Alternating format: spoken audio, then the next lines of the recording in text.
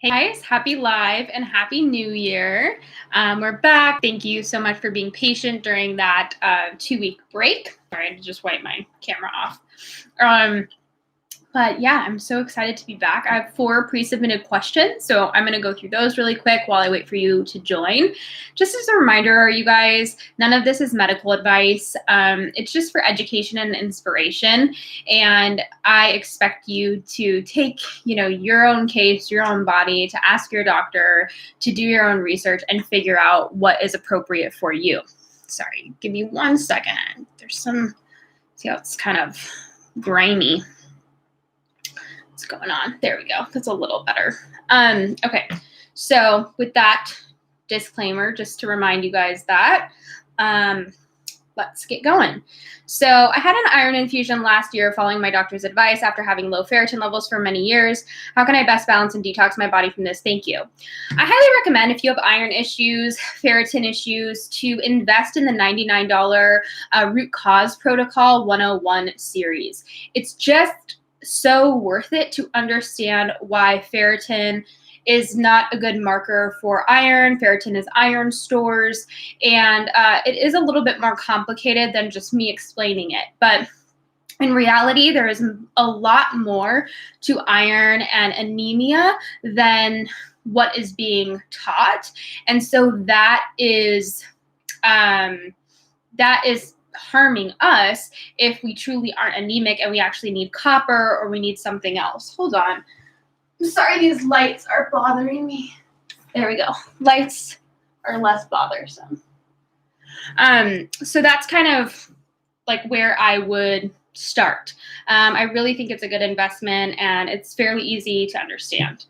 Can you talk about uterine fibroids, possibly how to overcome it? What should one do if they have it? Thanks. If I had fibroids, I'd definitely be looking into estrogen dominance. I'd also be looking at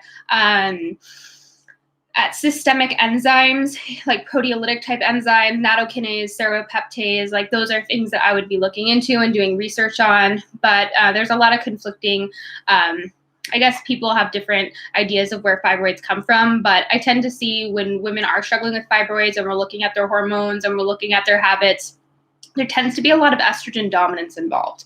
So it does lead me to believe estrogen is playing a role in some way, shape, or form. What are your thoughts on potato chips cooked in avocado or coconut oil? I love chips in the evening, but I'm not sure if this is a good option or snack. Yeah, guys, if it's a potato and coconut oil, it's fine. Just because it's a chip doesn't mean it's bad. What's in the chip? Please tell me how to prep the carrot salad. What do you put in the jar with carrots for the week? I get the recipe, but for prepping, I can't find the info besides the dressing. I literally just take the mason jar of ribboned carrots or shredded carrots and fill it to the brim with water. That's all it is. It's just water. If you put anything else like vinegar or something that's going to break it down, it's actually going to break down the carrots and they won't stay crisp. Since going pro-metabolic for 8 months, my skin is the one thing that hasn't shifted at all and in fact has gotten worse. Cystic acne on my face, chest, and back. I've had FSH and LH levels and thyroid levels checked, which all came back as normal. Beef liver and vitamin E seem to make my breakouts worse. Could it be gut related? Any tips? So appreciate your time and the info you share so generously. Yeah, so the first thing that came to mind is like liver and gut related. But one thing you guys have to see is when you take something that's going to support detox in the liver, like she said, she's taking beef liver and a vitamin E, and you feel like you're immediately getting worse, there's something with the elimination that's the problem, because you're pushing, but the elimination is coming through the skin. We have to kind of remember that when something's coming through the skin, it's having a hard time being eliminated in other ways because we have other ways our body detoxes. And so I always look to, okay, how can we optimize the gut? How can we optimize the liver? I'd be looking at fibers, like what types of fibers I'm eating. Am I eating a little bit higher fiber? Things like applesauce, papaya, mango, pears, lots of fruit fibers, possibly root fibers, possibly squash fibers, maybe even some cooked greens, maybe even possibly some beans, some soaked sprouted beans that are cooked for a really long time. I'd also be looking like at, am I doing the raw carrot salad pretty religiously, maybe even twice a day? And even possibly activated charcoal, just some things to really support gut health to see if that's a factor, because a lot of times when you're having a hard time with detoxification, it will come through the skin, and that's that's where we have to, okay, we really got to focus on that liver and that gut. All right, so let's dive into these questions. My TSH is high, T3 is lowish, and T4 is low. Any tips on getting my body to respond accordingly to TSH and start producing free T4? Thyroid stimulating is usually high because we're stressed out. So we have to work on getting our cortisol and adrenaline lower, giving our body the minerals that it needs, giving our body the fuel it needs, calories, protein, carb, and fat every 3 to 4 hours. How's our sleep? How's our sunlight? It's usually stress related. If we're already eating pro-metabolically and we're already, focusing on foundations, then we need to dive deeper into our nutrients. We've got to really maximize, like, are we getting our vitamin A, our vitamin E, our vitamin C? Are we getting our vitamin K? Are we getting our magnesium? Are we getting our calcium? Are we getting our potassium? Are we getting our sodium? Are we getting those trace minerals like copper and zinc and selenium? Those are where we really have to start kind of tweaking and be really sure that we are nourishing. It's not just about eating, but it's actually about nourishing, like we're getting those nutrients. But oftentimes TSH is high because of stress. Sometimes people feel like TSH has gone high all of a sudden, but remember that sometimes adrenaline or cortisol can artificially lower TSH. So we've had thyroid problems all along. It's just, it was covered up by a lower TSH and it wasn't like causing alarm bells. But yeah, usually it's a good idea to start with stress and nutrients. What is your favorite brand of borax to bathe in? Is Mule 20 safe to use in baths if you rinse off afterwards? I use Mule 20 borax. I always double check the ingredients because I always kind of think like, hopefully they don't change the ingredients. But for now, it seems to be just borax. And I usually do foot baths with that for boron. Hope you had a good holiday break. Thank you, Kennedy. I did. It was nice to rest a little bit. Do you still recommend bumble root if trying to conceive due to the stevia? I've read that as anti-fertility, but I need the potassium. I don't really worry about it as long as I'm consuming it with a lot of sugar. I think a lot of people are doing tons and tons of stevia and it's dropping their blood sugar super, super low. And I think that's more of the problem. Like that's the problem I find with stevia more than anything else. But I need to look a little bit more into that. I'm starting to hear more and more about it. I had a woman tell me that she believes that stevia toxicity caused her miscarriage. She just told that to me like 2 days ago. She was just sharing her story with me. And I thought that was really interesting. But my hunch is that it has to do with blood sugar. However, I do need to look more into it. I've been eating FN for about 3 months. My cycle has gone from 30 to 33 days to 26 to 28. Is this normal? Thank you. I mean, everyone's a little bit different. So to ask, is that normal? It's kind of like, well, what's normal for you?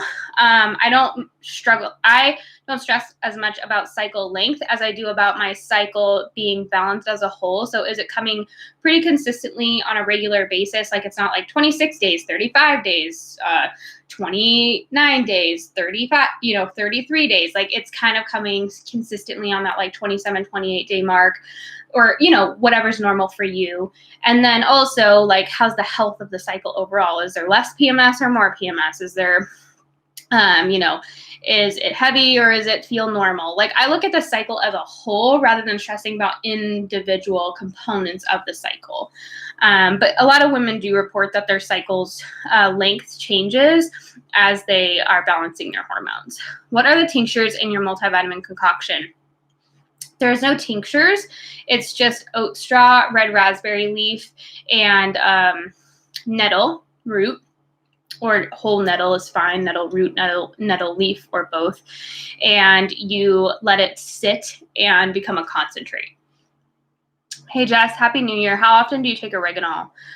I probably take it like 3 or 4 times a week when I'm being like good. Like I'll set it out on my bed, like my bedside table or something like that.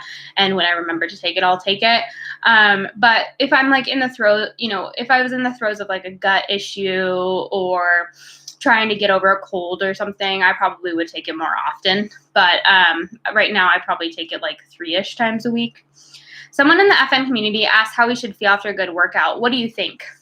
I think we should feel tired, like fatigued, in the sense of like, that really good fatigue where you're like, feel good, like you feel good. You're not tired in the sense you could take a nap, but you feel like, okay, like I I've worked out well, but then after about an hour, we should recover. If we're feeling like the rest of the day, we're just exhausted, we're not recovering, we're irritable, we can't sleep, maybe our blood sugar kind of feels like it's out of control, those are signs that we're not recovering after a workout. So it's not just like about how we should feel after workout, but how we feel the whole day after, and maybe even the following day while we're recovering. Because a lot of people forget that it probably takes about, I would say it at least takes 24 hours, if not 48 hours to recover, especially from a strength training workout. So, while we're recovering, how are we feeling? Like our body is actually physically repairing the muscle that we broke down. And so how are we feeling then? Does keratosis polaris ever go away? I'm convinced whenever I feel it's gone, it's due to certain lighting. What did you find helpful for it? So first of all, eliminating SIBO, there's like a really strong correlation between keratosis polaris and SIBO, which makes me think there's a heavy correlation between KP and thyroid issues, because there's often thyroid issues involved in SIBO. And like getting my gallbladder and liver supported. Remember, the gallbladder produces bile acids that help keep the small intestine sterile, so that's important. And then overall, just like working on inflammation as a whole, like getting PUFAs down, like stop eating so many nuts and seeds. But it can be a multifaceted issue. Like I've had people tell me that, oh, they cut nuts and seeds and their KP went away. So for them, it was like the intestinal irritation, probably PUFAs. And then for someone else, it's like, oh, well, I had to get rid of my SIBO and then it went away. So it's just different for everybody, but I think it can be multifaceted for some people. Some people have multiple issues contributing. For me, what has really helped is getting, I've talked about this before, getting Korean exfoliating cloths. You can find them on like Amazon. They're like these little like square cloths that are either red or green, and you like slip them on your hand. And after you go in the shower and like you kind of warm up and get your skin soft, you rub like this, and you'll just start to see your skin just slough off. It's actually kind of gross, but it's also kind of satisfying. And I will do that specifically on the backs of my arms. And then I'll immediately follow it with like a spray of just aspirin dissolved in water. And that helps the appearance of it go down quite significantly, as well as vitamin E has helped me as well. So I think there's a multitude of factors. And I definitely think that mine does kind of start to appear when I'm stressed or when I'm like my gut's not doing well. So I think that for me, it's like stress related, which causes inflammation, and then like gut related. Is there a reason why you coconut pull in the morning, or is it a nighttime okay too? No, it's just like a habit for me to do it in the morning, but I think any time is a good time. Is it a priority to get a water filter or even reverse osmosis water? I'm on a budget and not sure if a Berkey or those Brita filters are a good idea. Yeah, I totally like get the idea of being on a budget. I do think water is important, and like the water that we're drinking and we're cooking in, of course it's important. There are a lot of toxins in the water, but I don't think it's something we need to stress about in the sense of like we need to cause financial stress or we need to like get it absolutely now. That's something that I would probably save up for rather than just be like, I'm just going to get one, like just get one. But Britas don't really do much. Like if I was going to get a pitcher filter, I would probably get an Aqua Gear or the clearly filtered pitcher. Or if I was on a budget, I would probably get like the clearly filtered fridge filter if I had like a fridge dispenser. Something that like is maybe not perfect, but is better than nothing. Eating FN style, raw dairy, fruit, honey for 7 months now, but recently I'm experiencing smelly gas and bloating, taking just Thrive probiotic for 2 weeks. Any advice? I'm assuming you mean you've been taking it for 2 weeks. Usually people like around 2 weeks in start to have their like die off. So if there's dysbiosis or they're like the gut is shifting, it can sometimes cause like constipation or diarrhea or bloating or like gas. I'm not saying that that's what it is for you, but I don't think it's a coincidence that that is what has been the thing that changed. There are many people that heal chronic issues through raw vegan or juice fasting diets. What are your thoughts on this? How is that possible if those diets are simultaneously bad for our bodies? Well, think about it. They're not eating PUFAs, first of all. They're not eating polyunsaturated fats. And they're also not eating a bunch of iron. So interesting, right? Like interesting that those things are the two things that they're pulling.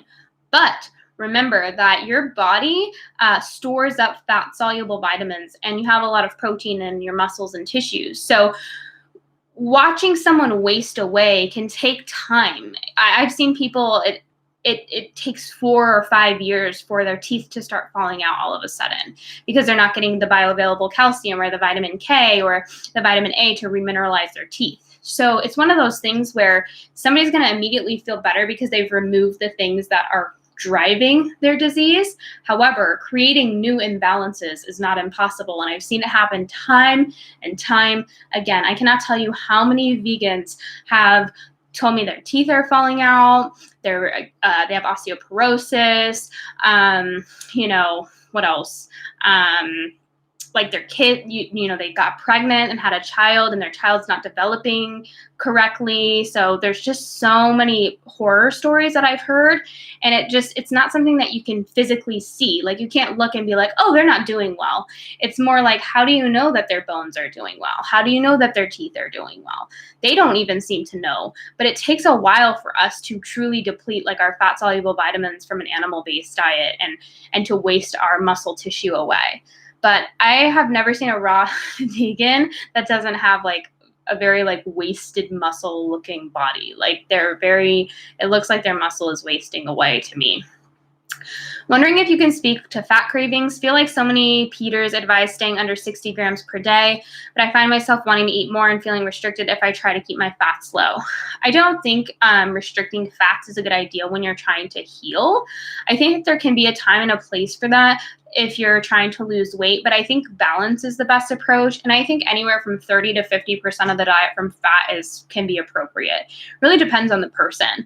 I noticed that that actually is a seasonal thing for me. So during the winter, I do require more fats to keep myself from feeling spacey. I guess that's the best way to describe it. I feel really spacey when I'm doing too many carbs without fats in the winter.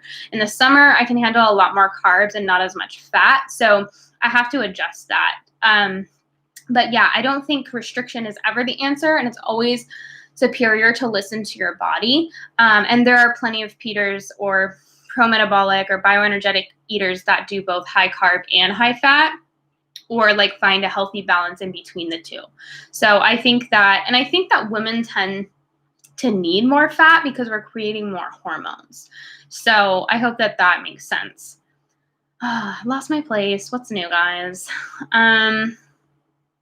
Sometimes I go to scroll and it scrolls all the way down. Okay. Headaches are from under eating calories, ? Not always, but I do believe that can be a contributing factor. Like I know I get headaches when I have low blood sugar. But some women, their headaches are due to estrogen, or their headaches are due to being tired or drinking too much caffeine and not taking in enough minerals. I think there are a lot of factors, but it can be. Do you know what could be causing bumps on the skin? Primary thighs and around knees, almost ingrown hair-like, but can be itchy sometimes. I'm not sure. I would definitely get it checked out and just looked at. Like figuring out if it's hives or a rash or, can be helpful in kind of figuring out what's driving it. Hi, Jess. What would you do if you had a UTI? I usually do like lots of cranberries, like D-mannose. And then Just Thrive actually came out with a new product. They just sent me an email today saying it's about to come out. It's called, I think for the urinary tract, I need to look at. I'm not sure if it's out yet, but I know it's coming out soon. And I was looking at the ingredients, and that looks like it's going to be a pretty good supplement. It had like 3 ingredients in it. I know one was obviously cranberry extract, but yeah, I do a lot of cranberries. So I'll actually buy like an organic cranberry sauce, or I'll make cranberry sauce if I could find cranberries. Sometimes it's hard to find cranberries when it's not like around the holidays, but and I'll actually like eat a spoonful of cranberry sauce with like every meal while drinking. Like usually I'll do like 2 cranberry juices a day. I'll just drink some cranberry juice, and I usually do like some oregano as well because I tend to have it on hand. And then I often do like teas. Like I'm just drinking different teas all day. To me, it doesn't really matter. Like I do red raspberry leaf, oat straw, chamomile, what else? nettle. Like I'll just drink some teas throughout the day. That tends to help me. But yeah, that's usually what I start with. And then if that doesn't take care of it, and I usually will do like a diluted apple cider vinegar rinse. So I'm actually going to do like a vaginal rinse. I take a large cup of warm water and put like a few splashes of apple cider vinegar in there. And I do that usually every day, if not twice a day, just to have like an extra kind of like, I guess cleansing, but also have like that antibacterial factor as well. That's what I start with. And then I kind of see where I go from there, but I don't wait too long, because I don't ever want it to turn into a kidney infection. So I usually am watching it very closely. Why do I get so many cravings for sweets? Well, I don't know why you get so many cravings for sweets. I know that when I'm craving sugar, I'm stressed and I need more carbs in my diet, and I need more protein usually too. What de-stressing tools should I add to my toolbox as I start college in 1 month? I think I always tell people to learn the power of vitamin N, which is no. Our bodies aren't robots and we can't do it all. And so I think like some people don't think that, like they just think they can take unlimited stress without consequences, and that's just not the case. So I usually choose, like I go into something realizing like I'm gonna have to choose my priorities, meaning if I'm gonna do this, then I have to make sure I'm getting rest, I'm eating well, like whatever it is. So that's probably my biggest thing for women just in general to learn how to say no and learn how to really conserve your energy for the stuff that matters. That includes like little petty things like drama or toxic relationships, or, spending time with significant others that you have no business being with because it's just going to be a waste of time, but you're doing it anyways. Learn how to protect your time and your energy and understand that it's valuable. And if you're saving that energy for things that matter, your life is going to be full of things that matter, of all the things that were absolute yeses rather than meh. Like I feel meh about most of the things I'm doing in my life. So that's probably the biggest thing I've learned, in my 20s. And that is what really guides my choices. And then also that like taking care of your body is totally underrated. Like so many people would say like, it's a good idea to party and it's a good idea to do this and this and this, like live while you're young. And I'm like, no, take care of yourself while you're young, because you're so thankful for it as you get older. So I think that that's important. Those are like my two biggest de-stressors. And I feel like also just like, don't try to be a perfectionist with everything. Like be the best you can be without breaking your own back. There's a difference between like being a perfectionist and having unrealistic expectations of yourself and doing a good job and just being proud of yourself for doing the best you could with what you had. If you can't stand the taste of coconut oil, is MCT oil fine too, or is it way too processed? Yeah, I mean, remember that refined coconut oil, like the one from Tropical Traditions, doesn't have any coconut flavor. It's just the unrefined coconut oil. But MCT oil is usually pretty fine. Some people just it gives them diarrhea. How do you remineralize after a coffee enema? I just make sure I eat a really good meal beforehand, and I'm really good about like getting a lot of minerals in throughout the day, so I don't really stress about it. I'm not like actively trying to remineralize my body, but I think if people are feeling really depleted afterwards, it's probably a sign that it's maybe too much for them. But like trace mineral drops are helpful. Coconut water is helpful. Juices, milks, broths, just nutrient-dense food in general. Shellfish, fruits, roots, that kind of thing. Hi, Jess. I've been eating FN for a while now and feel great, but my psoriatic arthritis in my fingers and toes, red swell and itchy, has gotten much worse. Thoughts on what imbalances could be?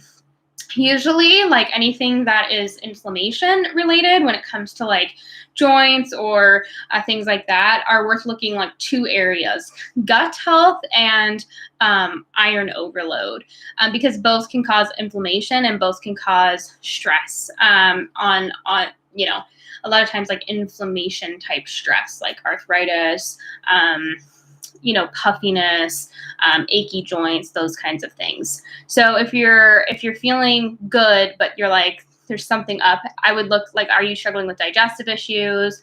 Do you have a history of things that contain a lot of iron, like lots of processed cereals, maybe birth control, those types of things? Then I would explore iron overload. Those are kind of like the two things that come to mind. Can I use herbs to assist me with symptoms from eating a pro-metabolic diet? Can you? I mean, I think it's our job to figure out what's best with our body. And, you know, if you're like a fully nourished student, for example, I can't include everything about health in fully nourished. Fully nourished is great for foundations, but it's not the only things that are helpful for health. It's not the only things that we necessarily should be doing. There are a lot of factors and a lot of different modalities that are available to us that we can use, right? Things like herbs or things like, you know, functional approaches like, you know, gut things and maybe organic acids and mold and heavy metals and things like that. However, we always want to be coming from a metabolism approach. Like, is it going to hurt our metabolism or help our metabolism? And that's really it. Is it going to pull more than it gives?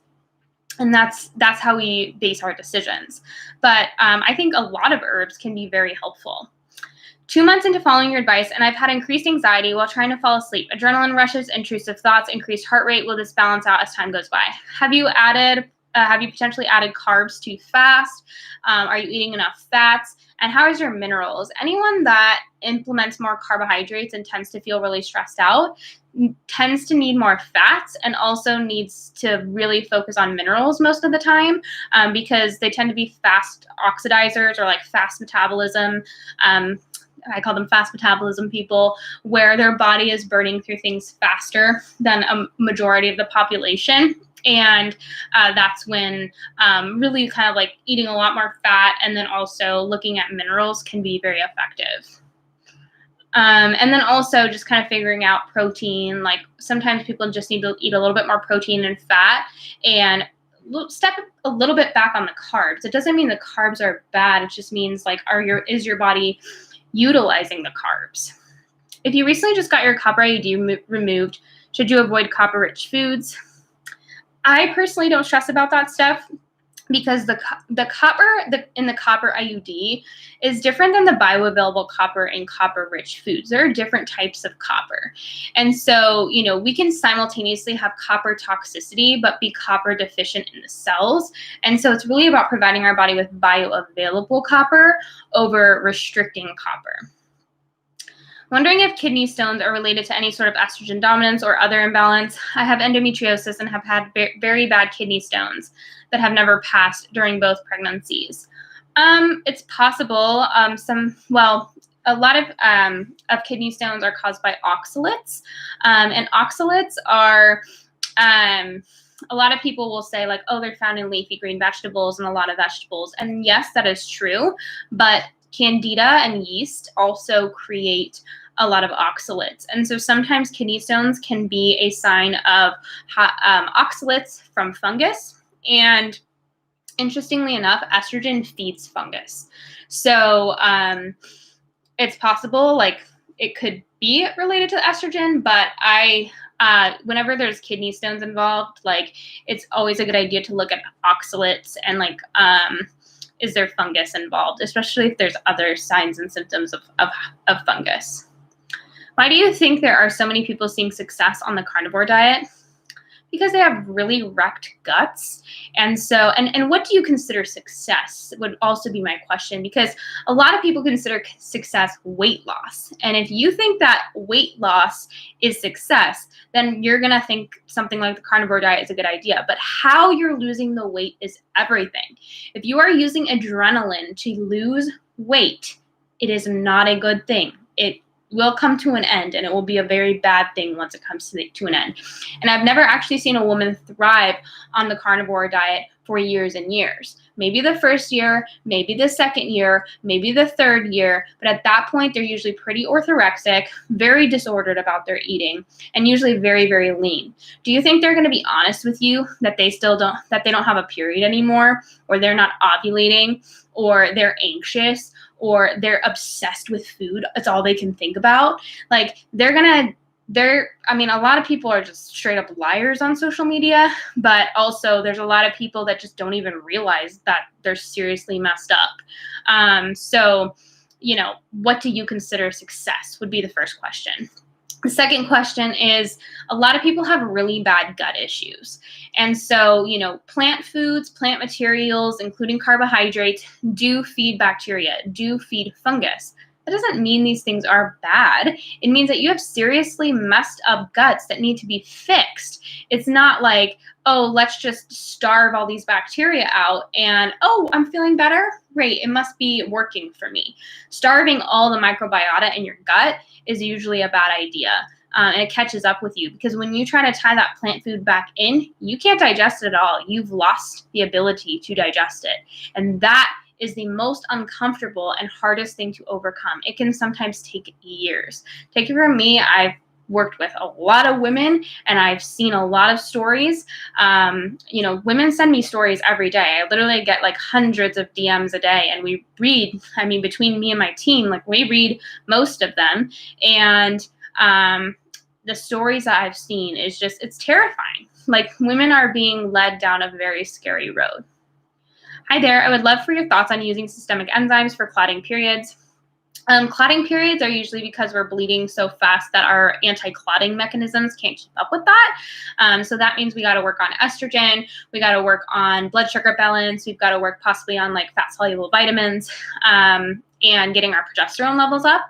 But I like to use systemic enzymes for like inflammation issues. A lot of people swear by them for like arthritis or like, achy joints, things like that. Also, a lot of people swear by them for like things like fibroids or blocked fallopian tubes.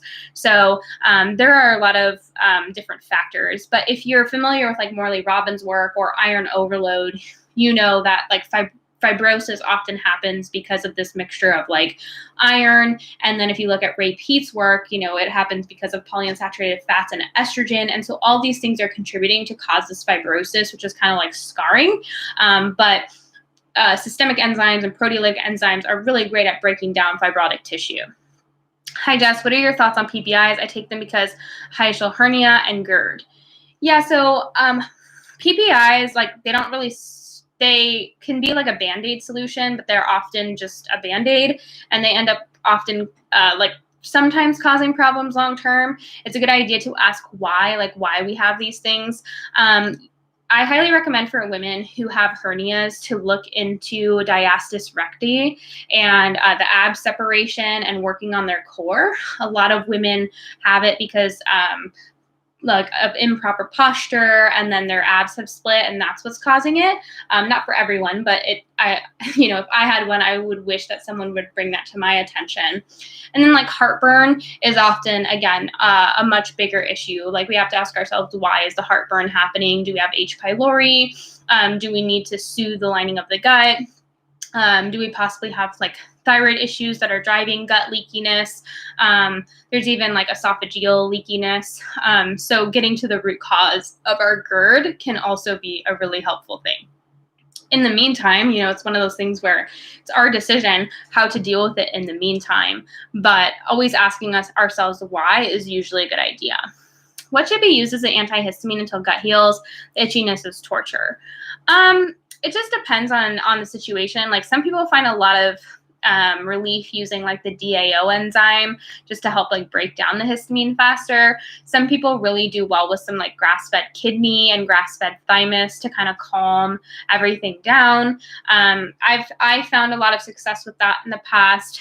Some people feel really well using probiotics to help break down histamine. One that I know of that's pretty great is the Gut Institute's Bifido Maximus. So it just kind of depends on what works for you. Some people really like to use quercetin. So it's one of those things where like everyone's a little different with what they like to use, but those are some factors. Hi, Jess. I want to embrace dairy in my coffee, but I feel a literal fear before drinking it because the idea that milk is bad, cancer causing, has been hammered into me. Advice on this mental block?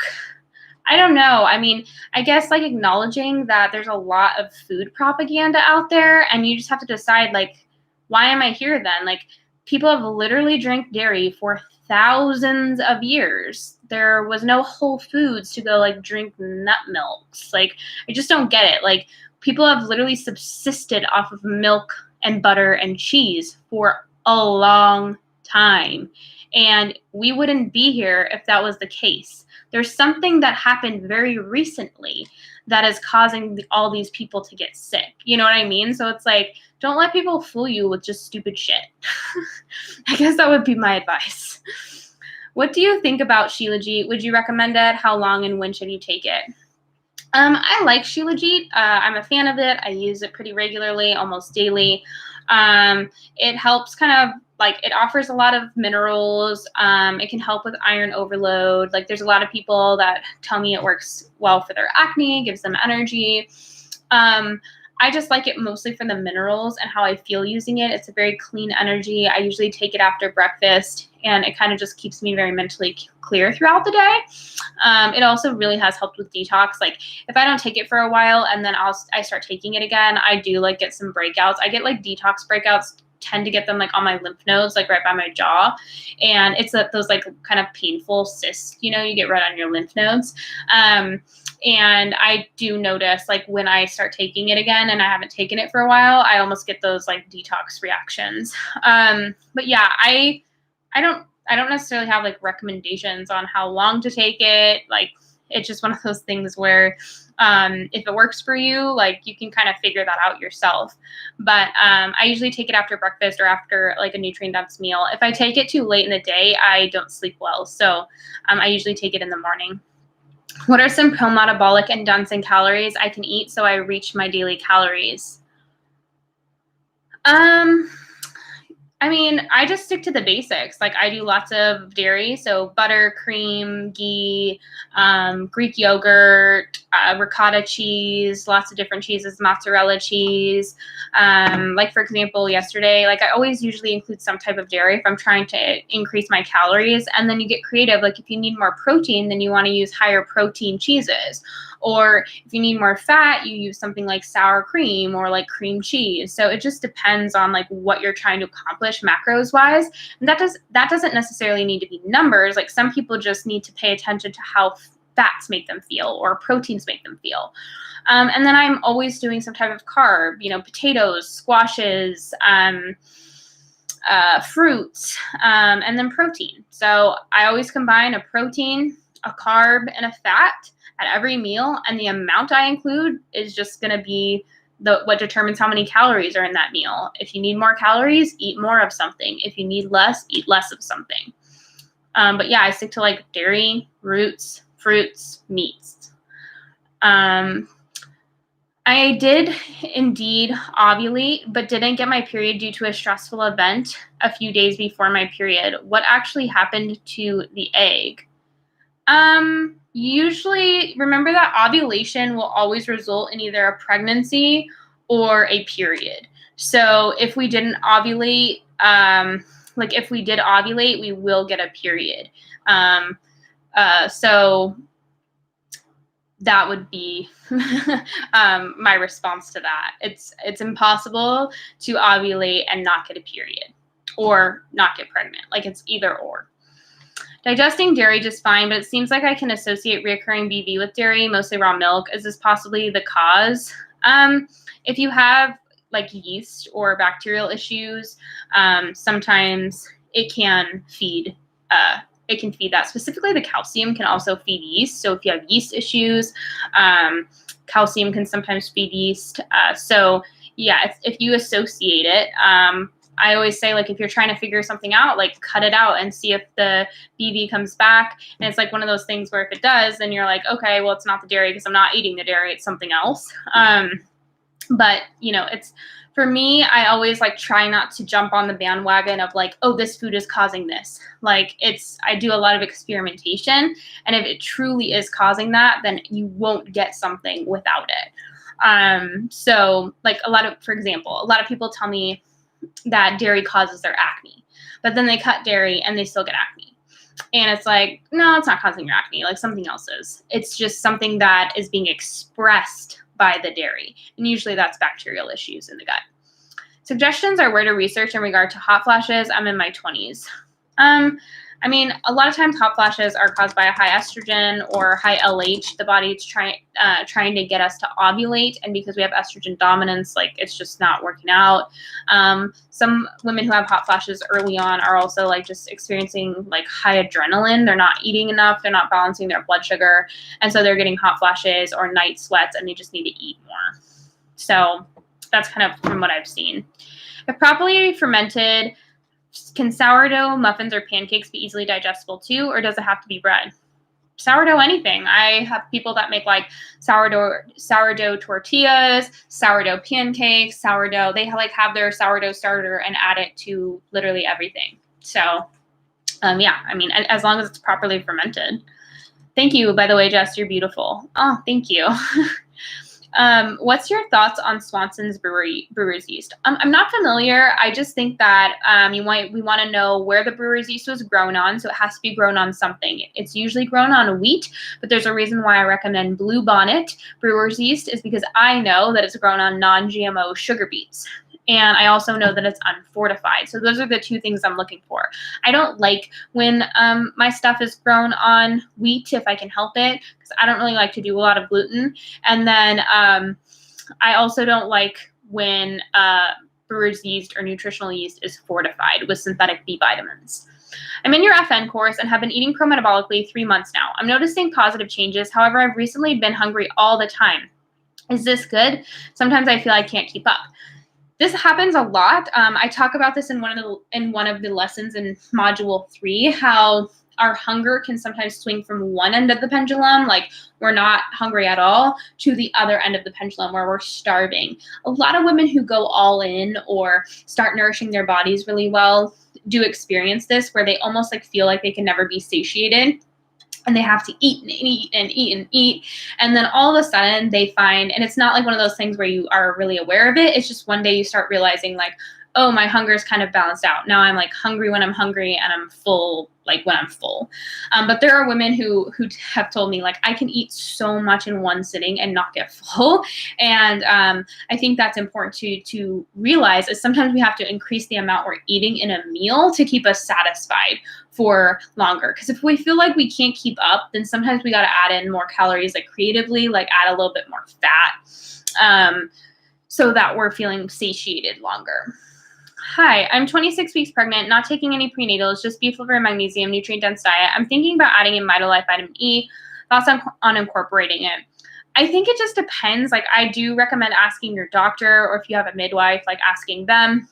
A lot of people say it's safe, but I'm always hesitant to add something new in during a pregnancy, especially if it's something that could be potentially detoxifying. And just depending on estrogen load, it can be something to just be kind of careful about. So I always just take a very like conservative approach because I don't want, I'm someone that like wants to be more careful or safe than sorry. So if, I would recommend like asking your specialist or your doctor about it, and they'll usually give you like the go ahead or the absolute no. But yeah, that's not something that like I can tell you yes or a definitive yes or no on. What ice cream brands do you recommend or ingredients to avoid or look for? I talk about this in Fully Nourished in modules, I think it's module 6 or module 7, where I teach you guys how to read ingredient labels. But you guys are looking for just food, not additives. So a lot of times in ice creams these days, you're going to find a lot of thickeners like xanthan gum, carrageenan, locust bean gum, just gums in general. No, we don't need that in ice cream. Ice cream should literally just be milk, cream, egg, sugar, and like flavoring like vanilla or chocolate.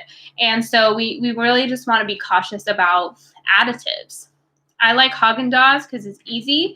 Most people can have access to it. I also like a brand called Strauss, but not everyone can get it all over the country. Hi, Jessica. When do you think you will have one-on-one coaching again? I'm not exactly sure. We're just working on a lot. Like as I've told my live, my live little group before is I'm working on a gut program right now. So that is priority. I got to get the gut program. I haven't said the name yet. I have to get the gut program out first. And once that's out, we're going to figure out like how we're going to do one-on-one coaching. I just have so many people who are interested in one-on-one coaching. I have to figure out how to serve people, or I'm going to, they're going to have like a 5-year wait list. Hi, just started FN, already seeing gains. Is there a practitioner that is knowledgeable in this arena that you might recommend for my father who has a history of heart issues? If he wants to work with a male, I really like Isaac Pullman or Travis Harris. I think FNTP is his IG handle. Tomo Littlewood is also really good on Instagram. So those are like 3 men that I highly recommend. Lorraine de la Cruz at Innate Functional Nutrition is also good. I know she has a wait list right now. Meg Langston is also good. So those are kind of people that I know of off the top of my head. Are rose hips okay to add to a nettle infusion? Yeah, they're really rich in vitamin E. There's something that I actually just ordered some from Mountain Rose Herbs. They just got here yesterday, and I was going to add some to my next infusion. But yeah, I like rose hips. Could you consider Shilajit, or would you consider Shilajit safe during pregnancy? I mean, for me, like in theory, I don't really see anything wrong with it, but like I personally will take it, but I've already been taking it before I get pregnant. So it's like one of those things that I'm always hesitant because there's not definitive evidence. Like if it's either way, it can be kind of stimulating to the metabolism. So like I would be hesitant to add it in if I'm not eating enough, I'm not nourishing enough, I'm not getting enough calories, but it is just pretty much like minerals and dirt. So that is also like one thing. So I can't say yes or no. That is something you want to ask your specialist if you have one or if you have a midwife. I personally will be taking it.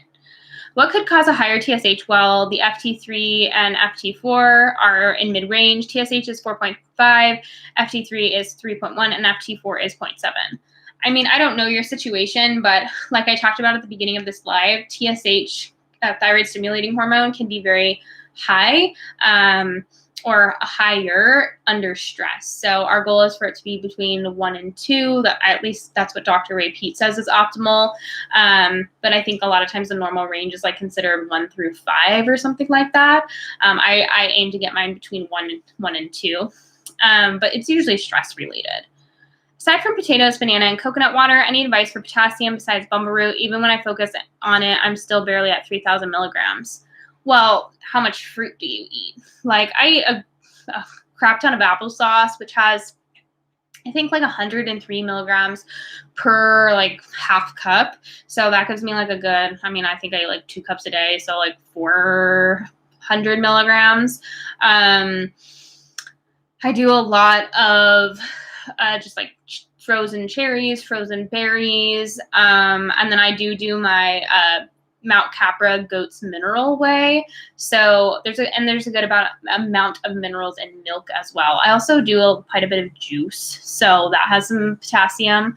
But yeah, fruit is one of those things where like people kind of like are just not doing enough fruit, and so it can be hard to hit potassium. Does iron deficiency actually exist? If not, what does low iron in a blood test result actually mean? Well, it depends on what you're getting tested because oftentimes they're testing ferritin, which there's conflicting evidence showing like that ferritin levels might even need to be 0 because it's just iron storage. But anemia or like not being able to use iron, get iron into the blood, it has a lot to do with other minerals like copper specifically. And then magnesium is very important as well. So if people are interested in this, I know I talk about it a little bit, but if you haven't already checked out Lorraine de la Cruz at Innate Functional Nutrition, she talks about it a lot. And then that like all of her stuff is based on Morley Robbins' work, which is the root cause protocol, the magnesium advocacy group. There's a ton of education over there on iron. How do you eat royal jelly? Any brand recommendations? I usually like order it frozen. I can't remember the brands now. Gosh, it's like I try to get it from sourced from the US. So that's what I'm really looking for. And it needs to be frozen or cold, or it's not, or it needs to be in honey to be preserved. So if they are marketing royal jelly as just only royal jelly and it's not frozen or refrigerated, then it's rancid. It always needs to be mixed in honey to be preserved, but it's very expensive. I usually buy a tub of it from, oh my gosh, you can Google it. It's just frozen royal jelly. It's usually the first one that comes up that's sourced from the US. But yeah, I just mix it in honey. It's really rich in B vitamins, very, very nourishing. Hey, Jess, what was the outcome of your Ovasitol experiment? I've been taking a few months and my period actually started being irregular after with cramps. Did it make a difference for you? I'm still in it. I mean, I'm only like 2 months in, I think, like about like 8 or 10 weeks in. And I'm going to plan on taking it for like 3 to 6 months. That is interesting that you bring it up, though, because my period started 5 days early this cycle. So I am kind of like paying attention. It could have been stress, but that is really odd for me because I usually have pretty like 28-day cycles. And so I was kind of like, I wonder what happened. But thank you for bringing that up because I didn't even think about the Ovasitol. It does seem to make me feel a little bit more satiated after meals. Like I was feeling... So a little background, I had done an HTMA like a year and a half ago, showed that I was a very slow metabolizer, like had a very slow metabolism, had been working on my minerals for quite some time, almost a year and a half. I retested my HTMA and now I've pushed myself into being a fast oxidizer. So now my metabolism's like really sped up and I'm dumping all these metals. And because when your metabolism speeds up, you start detoxing faster. So I'm dumping a ton of metals right now. And I've had to kind of like slow down my metabolism a little bit with, I don't mean slow it down, but just like balance myself a little bit more by adding a little bit more fats in and working on things that are balancing blood sugar, which is why I started the Ovasitol as well. And, it seems to have made me a lot more satiated with meals. Like I felt like I was tolerating carbs a little better. My temps are a little bit higher, but I need to evaluate if it messes with my period. I'm going to see if my next cycle is weird and wonky. Hi, Jessica. Is it okay to eat goat's cheese during candida diet? I have candida overgrowth and I'm finding really hard to get protein every 3 hours. How many eggs a day is okay to eat? I highly recommend you guys check out, if you are not familiar, I did an IGTV episode on candida that talks about the estrogen connection with candida and copper connection with candida. And it's I think it's like really empowering information because I struggled with yeast for a really long time and I tried the candida diet and low sugar and low carb and I just made my issues worse. And so, it can be incredibly stressful to be that restrictive. So I think the question is more like, why am I getting candida than like, is XYZ okay to eat when you have candida? What could be causing a lot of vaginal discharge? It seems to be occurring worse 2-ish weeks prior to period. Like yeast infections, BV, getting that tested is important. But yeah, if it's... Some women do see correlations with yeast infections when their estrogen starts to rise. Because remember, like I just said, estrogen feeds yeast. How many calories should you aim to hit for when restoring your metabolism after restrictive dieting for many years? I think that's just a personal approach. Some women decide to go all in and do as much as they can handle and nourish their body, just honoring their hunger. But this usually results in a good amount of weight gain, sometimes 10 to 30 pounds. That's not bad. I know we immediately think scary when we hear that kind of weight gain, but often necessary for the body to feel safe. But it just depends. Some people decide to implement calories slowly so they don't gain weight as quickly. But sometimes that can halt healing or slow it down. I don't think each way has its pros and cons. And I think I don't think there's really a right or a wrong. It's just how we want to do it. But it's not really about amount of calories. It's more about amount of nutrients. You have mentioned you get microblading. Any concerns about the ink? I only get it once a year, so I'm not really concerned about it. But yes, I mean, there is always there's heavy metals in ink, like tattoo ink, any type of ink. So, I mean, but no, because like I don't use makeup. So to me, it kind of like is a trade-off. Like when I don't do it, then I'm going to use makeup, which is never like completely non-toxic, and I'm using every day. So I don't know. I mean, nothing's perfect, but I still get my hair highlighted and I still get microblading once a year. Do you have a favorite protein trick? Oh, that was, I started supplementing Onus progesterone oil for extremely bad PMS anxiety. It really improved my anxiety, but my ovulation stopped. Thoughts on why that happened? If we take progesterone before we ovulate, then our body sometimes thinks it's already ovulated.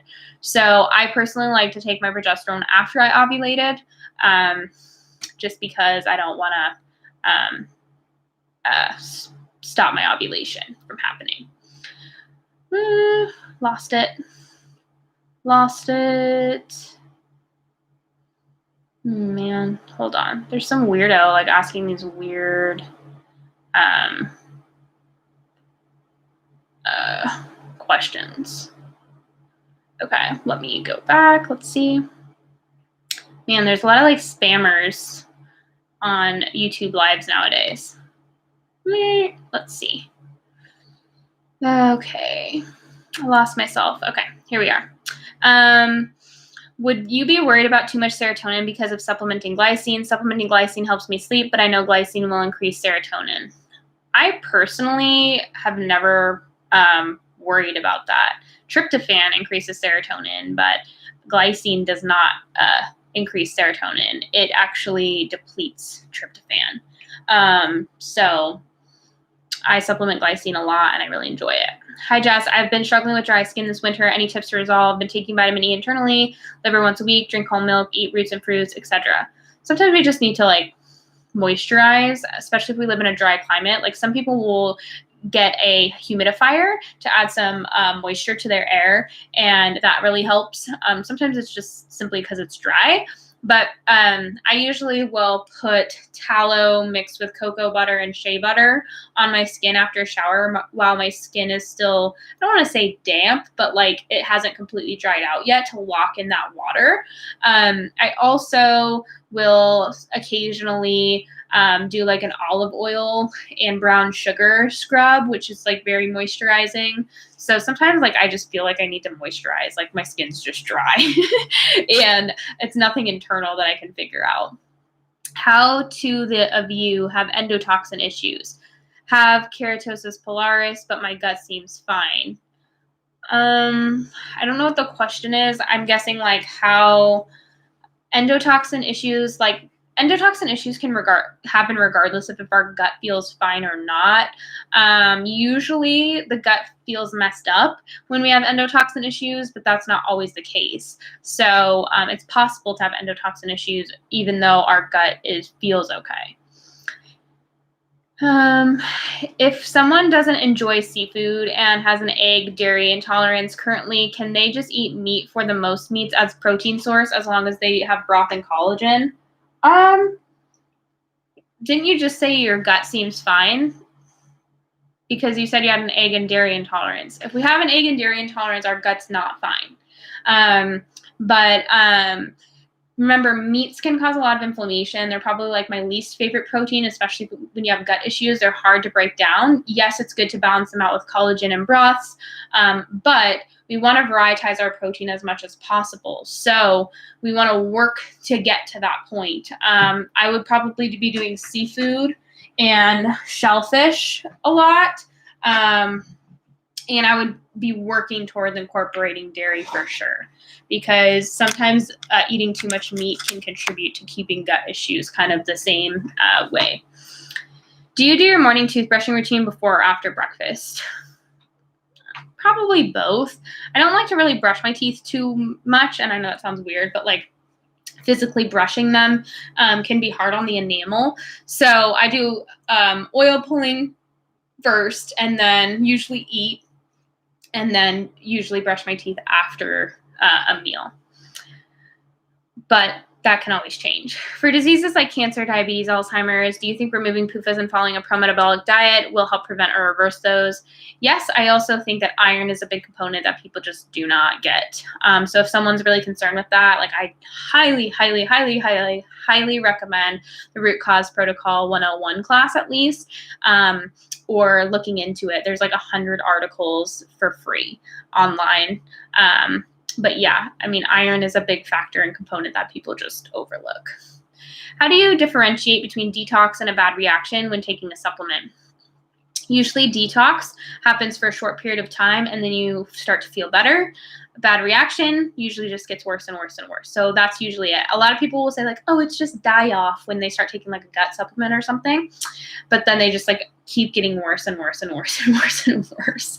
Whereas I have seen again and again, if a supplement's truly benefiting us, it can often feels worse at first, but those effects like get less and less, and then the benefits start to outweigh the feelings of detox or herxing, like Herxheimer's reaction.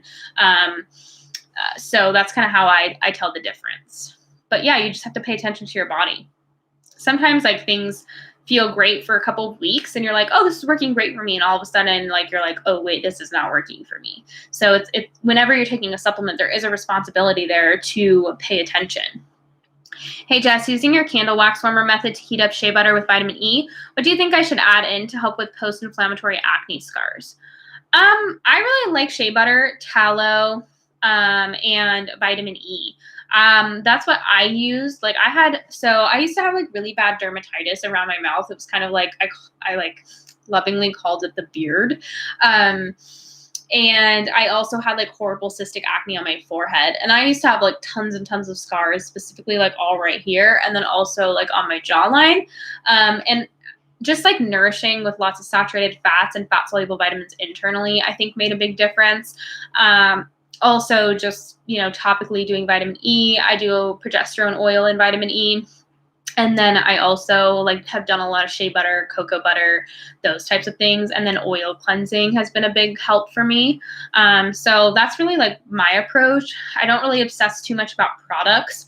I'm more just like about, okay, give the body the raw materials day in and day out, and it's just going to take time.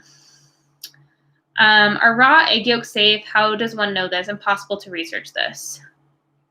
I eat a lot of raw egg yolks, but I get really high quality eggs, but I don't really stress about it. There's a lot of less things that are less safe in our society that we do anyways. For someone put on thyroid meds for 2 years when they didn't need them, normal labs, do you think they can heal or need the medication forever since they took it before? Put on thyroid meds for 2 years when they didn't need them. I think sometimes we'd have to recover a little bit. Like, I don't think we lose the ability to create thyroid hormone forever, but it can downregulate our ability to create it. So it just takes some time. Like, I know for me, I really, really worked on minerals for a while, and I actually like pushed myself into hyperthyroidism because I was taking my thyroid meds for hypothyroidism for years. I literally took them for like 3 or 4 years. And then as I started to restore what I needed, I didn't need them anymore. And my body finally told me. And so I think it's possible. I've seen people again and again just get their labs done and they don't need them anymore. And so that tells me that the body can still create thyroid hormone. Do you think egg whites are safe to ingest? Yeah, I do, but egg whites are higher in tryptophan than egg yolks, and so I'm not a big fan of doing tons and tons of egg whites without the yolks. I believe my constipation may be from methane SIBO. Are all SIBO treatments the same? What would be the first thing you would do?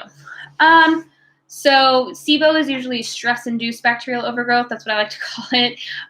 Or some people lovingly call it self-induced bacterial overgrowth. But I personally take like a pro-metabolic approach first. So starting to shift the diet, make sure you're reducing stress, because no amount of like herbal treatments or things like that would work if we're not just working on our metabolism as a whole and making sure food's making it through our body quickly and efficiently, and food's being digested and absorbed properly.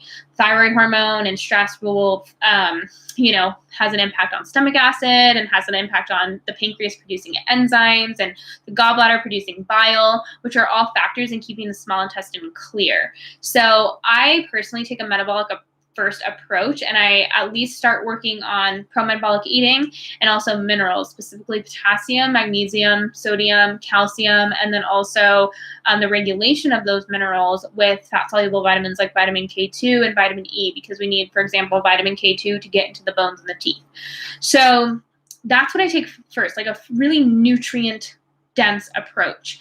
And then if that's not working, or you feel like your symptoms are getting worse, which sometimes that is the case, that's when sometimes a round of like herbals can be helpful for some people. I'm not saying this is the case for you, but for some people it's helpful. And then once they've done it's so important to not overdo it on things that are antibacterial, because some people wipe too much out and then they cause all types of problems. And then, after herbals, evaluating, okay, like where do I need to go from here? Like, are my symptoms down enough for me to now start really working on restoring stomach acid and enzymes and gallbladder function, like sometimes even taking bile and like getting the things that keep the small intestine clear back up to par? Or do we need to do a little bit more like antibacterial things to get the gut clear? So everyone's a little different with what they need, but it always starts with the metabolism. Even eating 5 times a day and eating close to bed, I still wake up between 12 and 2. Been eating metabolic for 3 to 4 months. Do I just need more time? Some people just need more time. Some people just need to work on their liver and their gut. If there's gut issues involved, remember the liver takes the brunt of that hit. Liver gets really burdened by endotoxin. I know you had mentioned before, like you have some gut issues or liver issues or something. So just, remembering that the liver is what's running out of sugar when we wake up between 12 and 2, and it's usually our liver needs to be supported and we need to give it time. What are the key signs of adrenal fatigue and how do we reverse it? I personally don't believe in adrenal fatigue. The adrenals, I don't really believe fatigue. I think that they do burn out in the sense of like our body has burned through minerals and nutrients very quickly, and now it has to really conserve energy and reserve it for when we're actually running from an angry bear. And so we become a lot more selective in the stressors that we respond to. But I personally don't really believe adrenal fatigue exists.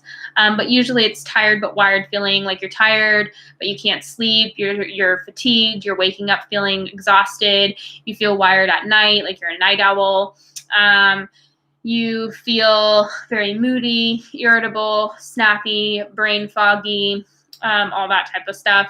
And the way that we reverse it or work on balancing it is we nourish our bodies, we give it the minerals that it needs, and we work to replete the depletion that has happened. What can I use instead of coconut oil for the carrot salad?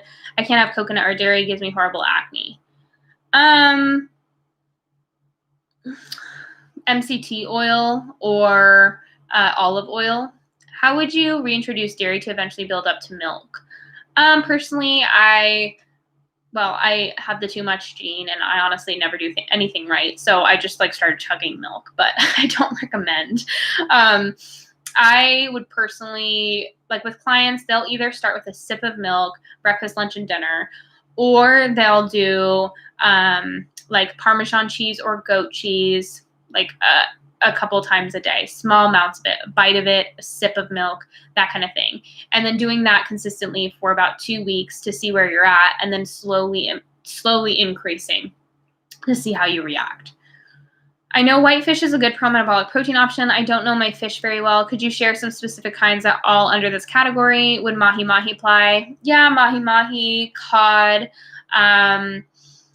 tilapia, but it's often very poor quality, so I usually will opt for cod or barramundi But yeah, anything that's like a tropical fish and anything that is like tends to be lower fat. But think about like tropical fish are in warmer waters, and so their fats are a little bit different than a very cold water fish. Could you talk about supplementing with progesterone? In what cases would it be helpful? Do you have a brand starting dose you'd recommend? Okay, so I can't give recommendations on dose.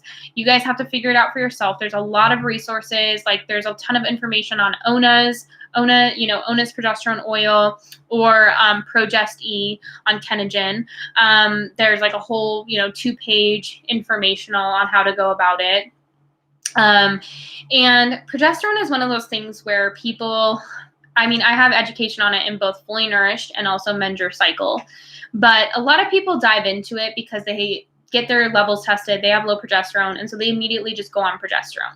But remember, we only make progesterone when we ovulate, and if we're not ovulating, we need to be nourishing first. And progesterone is protective against stress, but it can also turn into cortisol. And so if we supplement too much progesterone and we are not nourished enough, we're still in that stressed out state, sometimes our progesterone can actually turn into cortisol and cause more stress. Another thing to remember about progesterone, it actually can help detoxify iron and estrogen from the tissues. And so some people do start to feel worse, especially if they're iron overloaded or estrogen dominant, when they start to supplement progesterone. So it's a really good idea to be nourished before we supplement it and to really make sure we need it before we do.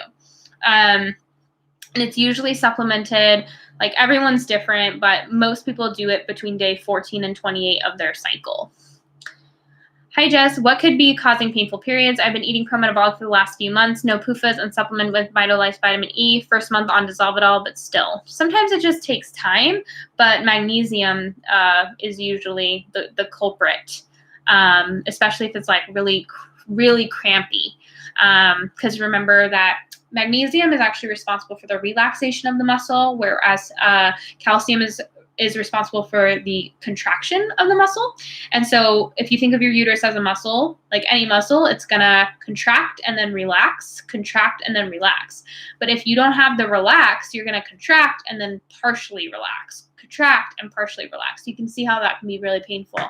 So a lot of people find that magnesium really helps with the pain. My hair hurts at the roots of my scalp when I go through it with my hand or change the parting. Why? I also have hair loss and skin dryness. I have a hunch that it's due to inflammation. A lot of people who are inflamed tend to tell me that they have the scalp pain, like when they put it in a ponytail, or their scalp is really tender and sore. The hair follicles are very, very responsive. They're almost like mini organs in the sense of like they're very responsive to where our hormones are at, how inflamed we are, and also our gut health. It's really interesting. They're very sensitive to endotoxin. And so, when we start to work on our hormones, oftentimes the hair follicles get more healthy. Sometimes they get a little worse before they get better, like get really oily. But yeah, usually it's we don't want to ignore that, and we want to get to the bottom of why that is. Thank you for answering about kidney stones. I've never looked into fungus. How would I have that checked, and what are other symptoms? Every doctor has said the leafy green thing and nothing else. Thank you. Yeah, well, a lot of people don't eat leafy greens and can get them, and they're like, why is this happening to me? And so I highly recommend watching my IGTV on Candida first, or fungus. It's labeled Candida, but it really applies to all funguses. Candida tends to be the most, the one that's the most popular, the most common, I should say. I was like, what's the word? Common. Some signs, but not all, of Candida are like the most typical one is like chronic yeast infections. But another one can be, it's called Tinea versicolor, like skin rashes, dandruff can be a sign. But a lot of people with it have like eczema, skin rashes, or ones that kind of pop up in weird places.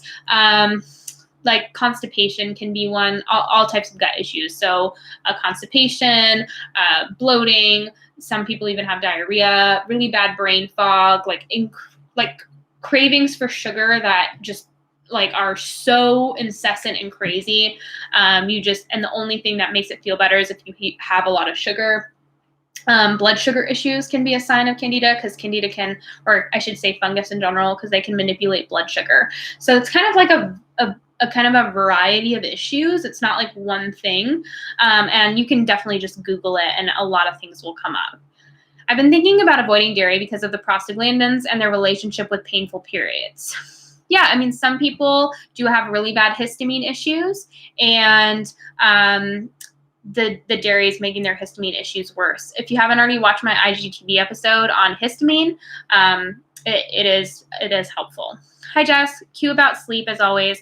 But is it okay to sleep in? I'm able to sleep in until whenever right now, and found that I naturally am waking up later and later, now around 8:30. Any reason not to do this?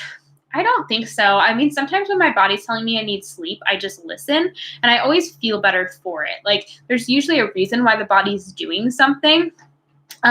If I'm finding that, like, for example, if my sleep pattern's off, so I'm going to bed at like 11 or 12, and then I'm waking up like later, like 8:30, 9, it's like my habits before I go to bed are off, or I'm not eating enough, like on the right intervals during the day. And so it's pushing me into a later and later sleep time.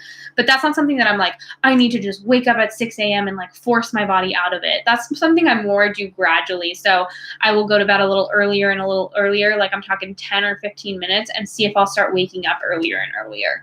But if I don't, like if that's not happening and I'm just going to bed at like 10, and then I'm just like waking up whenever, like pretty late, like sometimes I'm just like, yay, my body needs it. Also, if we're not sleeping well throughout the night, that could be another factor of just needing to sleep in. Would you trust FAM for contraception alone? I'm aware of when I'm ovulating and fertile and avoid unprotected sex at that time, but I'm not sure if it's safe without protection during infertile days. Yeah, I have, and yeah, I would definitely. But as long as it's being practiced correctly. And I think it's important to remember that if there's no egg to be fertilized, like it's impossible to get pregnant. But remember that sperm can last in the body for an amount of time. So that's where we have to be careful. Like, how long is sperm lasting in the body, and will it be present when the egg drops? But yeah, I mean, if we're not infertile, we're not, or if we're not fertile, we're not fertile. Can estrogen move via menstruation? The only con I've had from PME, began fall 2020, is that my periods are heavy, so I'm clotting like a mad woman for the first time in my life. Yeah, so iron is usually moved through the period. Our period, one of its amazing parts of it is that it's an iron detox. And so a lot of women do experience heavier periods, like the first couple months out of the first few months into pro-metabolic eating. So you started in the fall, so I'm assuming like you're at kind of like the 3 or 4 month mark. Usually the 3 or 4 month mark is like the first 3 months are pretty troublesome, but some women tend to experience the troublesome months like at month 4, 5, and 6. So it just depends, but we want to see it get better. We like eventually, there is this like period of detox, but then it should eventually get better, and it shouldn't get worse and worse and worse. But clotting is usually a sign that we're bleeding faster and heavier than our body can keep up with it, because our body actually has anti-clotting mechanisms that it declots the blood. But if we're passing clots, then we're bleeding faster than that can keep up with. Hi, Jess. What do you recommend to support gallbladder during pregnancy? I've had painful attacks. Do you think chlorophyll could help me out, or what would be the right way to address this while pregnant? I would maybe do like some pregnancy safe digestive bitters or beet juice, bitter greens like dandelion. I double check if that's safe for pregnancy, but I think it is. Yeah, like anything bitter. Most digestive bitters are not safe for pregnancy, just because the herbs that they're using are emmenagogues, which can cause uterine cramping. But there is, I think, one that I know of that's pregnancy safe, and it's like the Urban Moonshine one. That's the pregnancy safe one. But yeah, I'd be focusing on things that help support bile flow. Question about, or regarding my previous question about period clotting. One of The main changes to my diet is drowning myself in saturated fats. The only consistent source of PUFA in my diet are eggs. Does it make sense that the replacement of PUFA by saturated fat would increase estrogen because PUFA is being detoxified, which would cause me to experience heavier periods? Yeah, so a lot of people who start eating pro-metabolic are detoxifying PUFAs. They're breaking them down. They're being broken down. And that can be an inflammatory process. It's not like, those PUFAs are being mobilized, and so is the estrogen from the tissues. Because when we start speeding up our metabolism and increase our progesterone, our body can actually mobilize estrogen. And so there is this period of like estrogen detox. It's a very simplified term for it. That usually happens like the first 3 to 4 months. Some women experience it a little bit farther in, or will have like random periods. There was one girl in Fully Nourished that I remember. She went through the initial three-month period, and then she was like, great, like my periods are awesome. And then she had like a random period, like 13 months in, and she was like, oh my gosh, like I just had the worst period ever. I don't know why, like randomly. And then she went back and she's like, I just feel better than I did before. So I think there's something, it's been hard for me to really find a lot of research on what is actually being detoxified when we're having our period. Because yeah, I know it's iron, but I know it's more than that. Like my hunch is that it's more than that, but I'm having a hard time figuring out what it is. And nobody of course talks about it or really cares about it. And so it just makes me believe that it's a way for the body to have additional detoxification. If one has access to quite a few options of good quality milk, including raw, would you say that raw is the best? What about organic grass milk? I think the best is whatever you feel comfortable with and whatever works best for your body. I don't ever stop, even though I have access to raw, I don't ever stop experimenting with different dairies and kind of doing like a mix of them. I like to drink raw milk, but I don't have access to raw ice cream. So mine is like organic grass-fed, but pasteurized ice cream. I use pasteurized cream because the raw cream is just so pricey. Like sometimes I'll do raw cream, but I won't always do it. I try to get raw cheese when possible, but I don't always get it. So it just depends. But I usually use a mix myself. What is the reason for blood circulation issues, low metabolism? I've heard it can be common for women in their 20s. Yeah, I mean, I have a hunch that it's just the yo-yo dieting, the under eating, the low calorie eating. I highly recommend, if you haven't taken my free Temps and Pulse training, I talk about how pulses are related to metabolism. I appreciated your post today on binging. Since eating pro-metabolic, this has completely stopped except during my period. Would you say this reflects I'm not eating enough, not getting enough minerals? Just remember that during our period, it's a very depleting time. A lot of women don't take the time to slow down during their period, whether they can't or they won't. A lot of women also continue to exercise. And so remember, sometimes our needs for calories can go up like 200 to 400. I mean, some women that probably have some strong metabolisms probably need upwards of like 500 extra calories, because think about how energy intensive it is for you to lose blood. You're losing electrolytes, you're losing copper, you're losing a lot of different minerals, not just iron. And then you also have that uterus that's just continually contracting. It does not stop. Think about if you did a bicep curl all day for 4 days. Like, not only would your bicep be like super dead, but like your whole body would just be fatigued from that. So it's just one of those things where like I think we just forget how depleting it is, and our calorie needs do go up, and so does our blood sugar balancing efforts. And then we do need a lot more minerals, specifically like magnesium, sodium, potassium.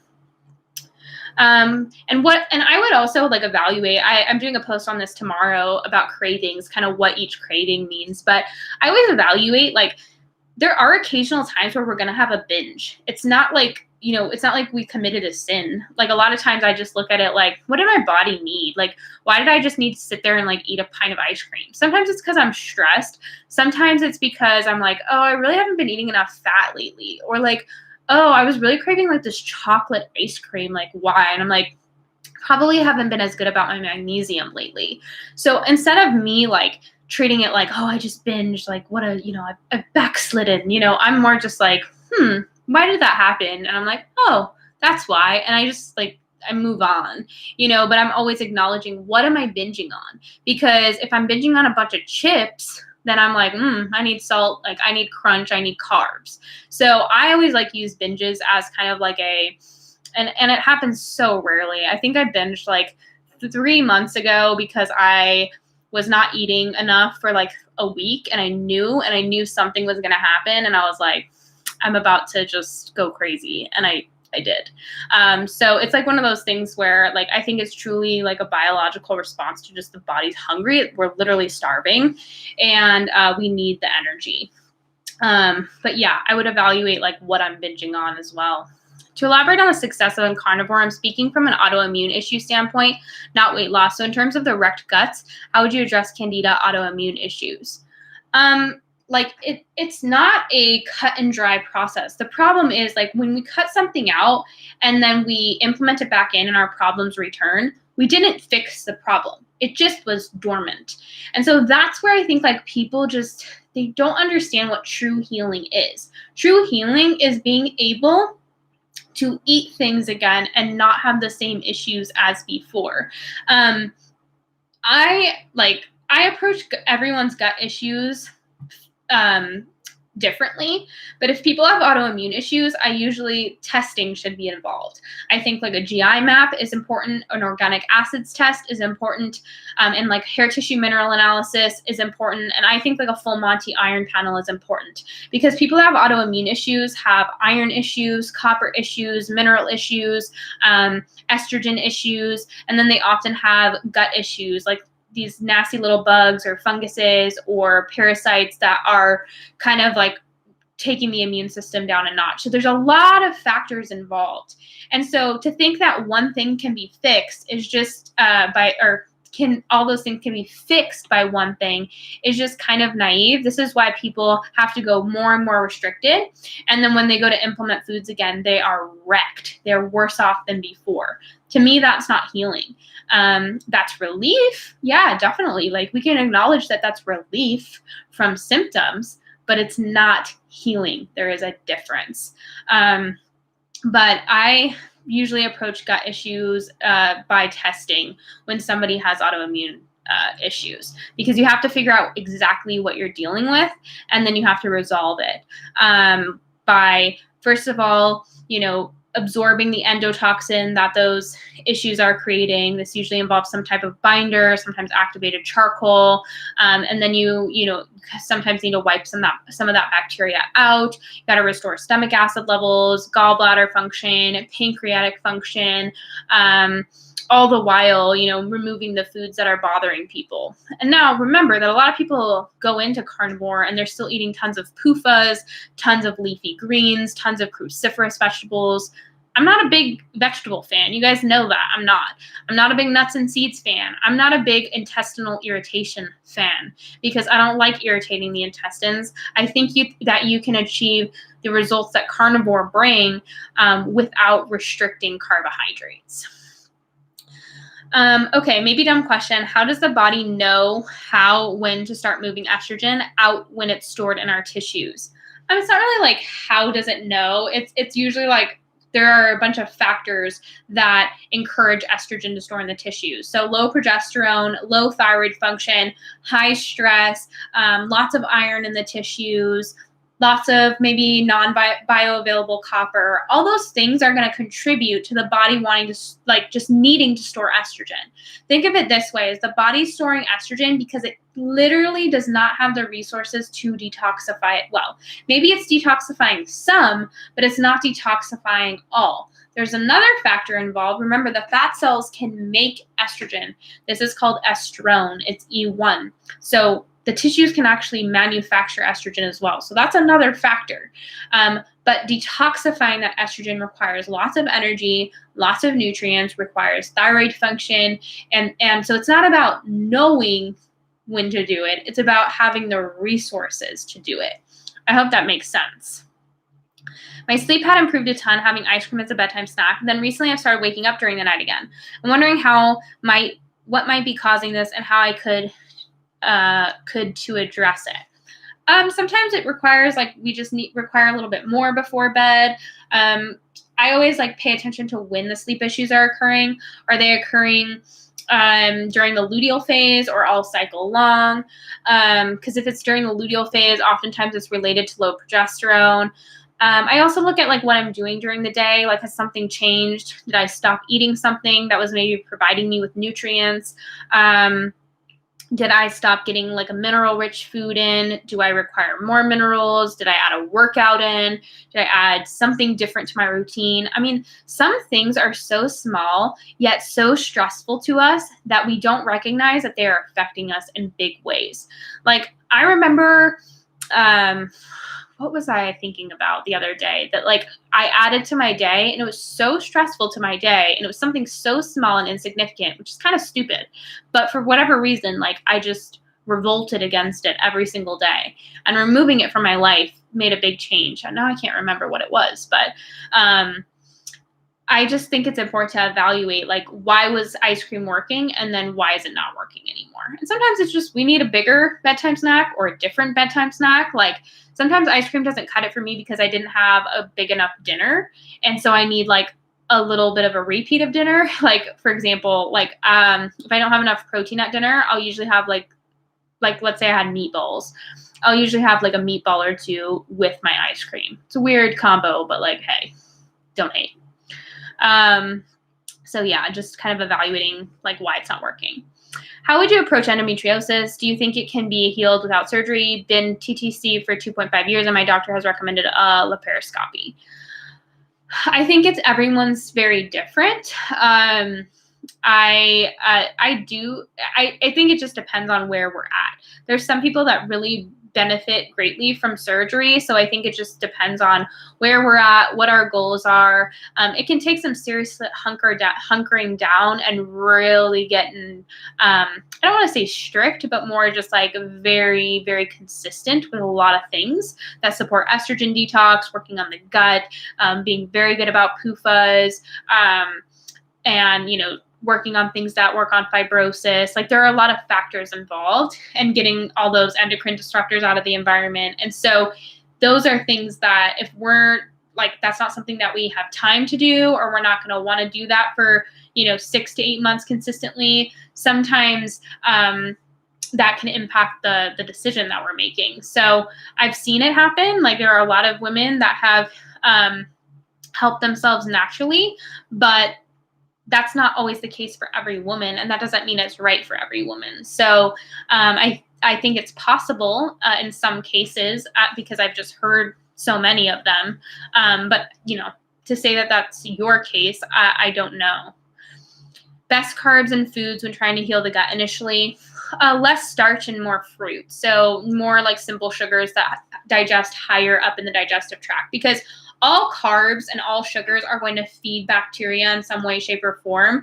But remember, the ones that are going to be digested and absorbed quicker are not going to make it farther down in the small intestine, which is pretty long. I think it's like 24 feet long, to be eaten by the bacteria. So depending on how high up like our bacterial overgrowth is going to affect that. But fruits and sugars like maple syrup, coconut sugar, honey, they tend to be digested and absorbed like in the stomach or the top small intestine. Meats do too. And so proteins and fruits and simple sugars tend to be like a really great combo, because they're going to minimally feed bacteria. When we're eating a lot of starch, that tends to feed bacteria a lot more and create a lot more endotoxin, which just can create a lot more symptoms.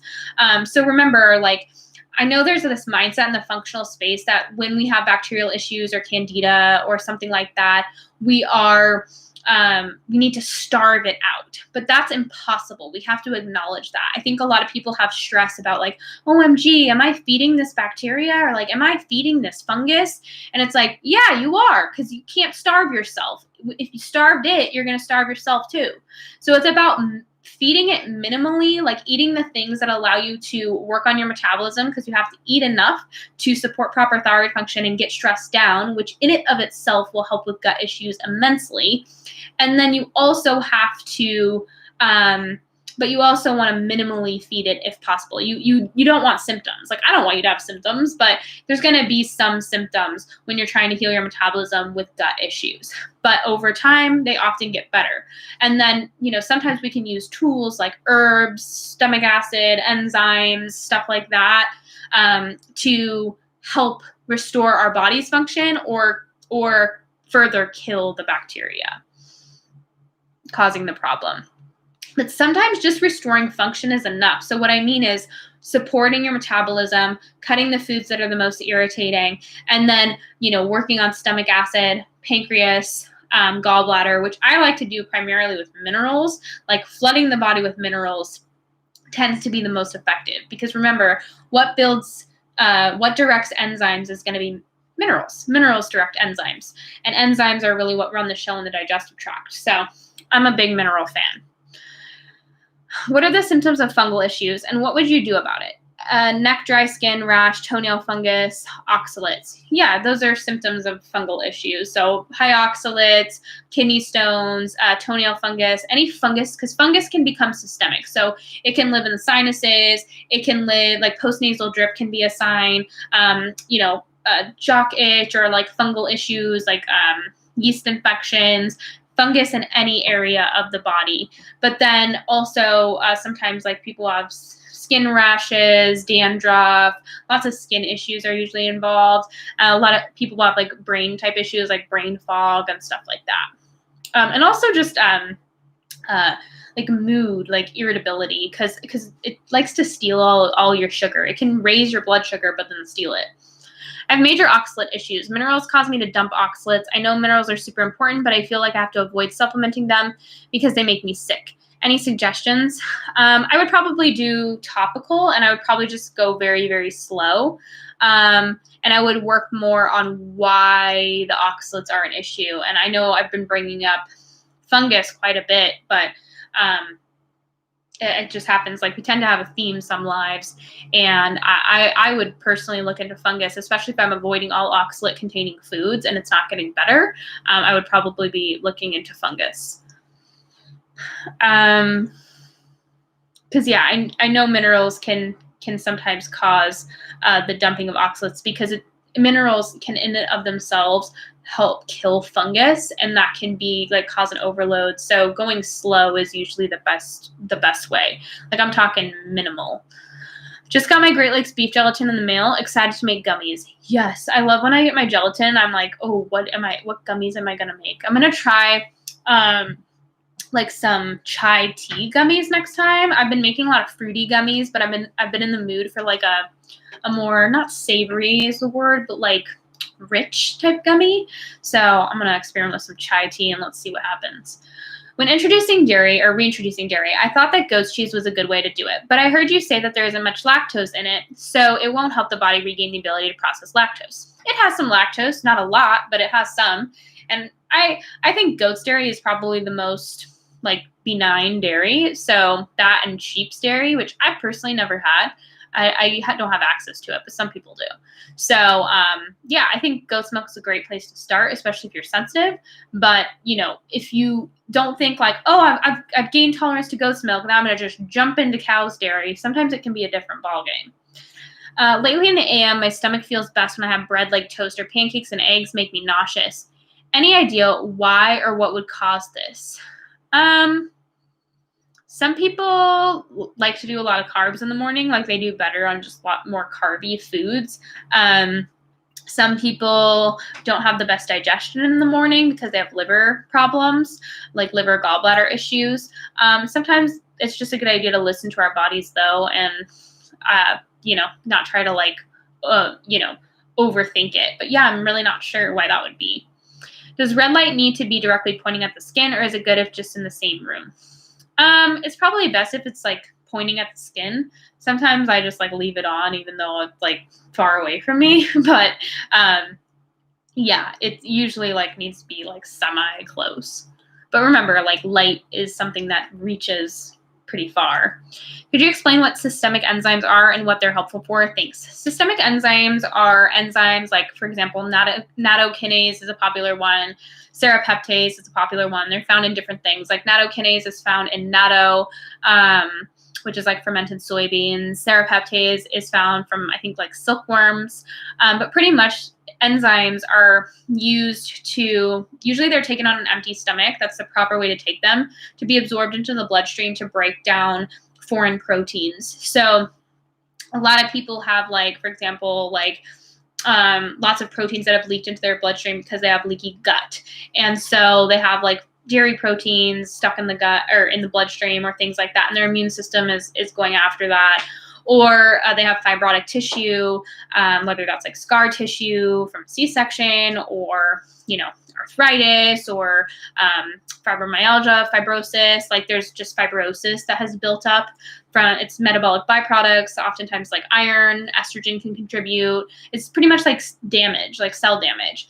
And so because enzymes break down foreign tissue and tissue, like proteins and damaged tissue, they can be helpful in breaking down damaged tissue.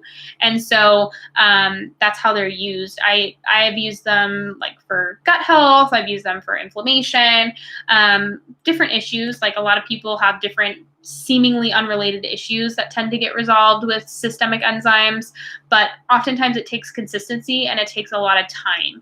So it's one of those things that you're not going to see like immediate results from, and they're not appropriate for everyone. I know you guys had a lot of questions on them. You're asking a lot of questions, but they're not always appropriate for everyone. Do you also post your information to Pinterest? Not yet, but we're actually working on like more outlets this year because I know some people left Instagram. So we're working on Pinterest. We're working on like getting more emails out and possibly like getting stuff on the blog, like on my website. But I don't have information on Pinterest yet.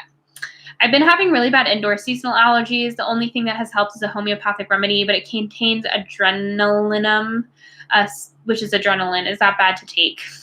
That is one thing that I'm like actually diving into. I just bought a bunch of homeopathic books and like self-salt books. I've been doing some research on it, but that's not something that's like my forte.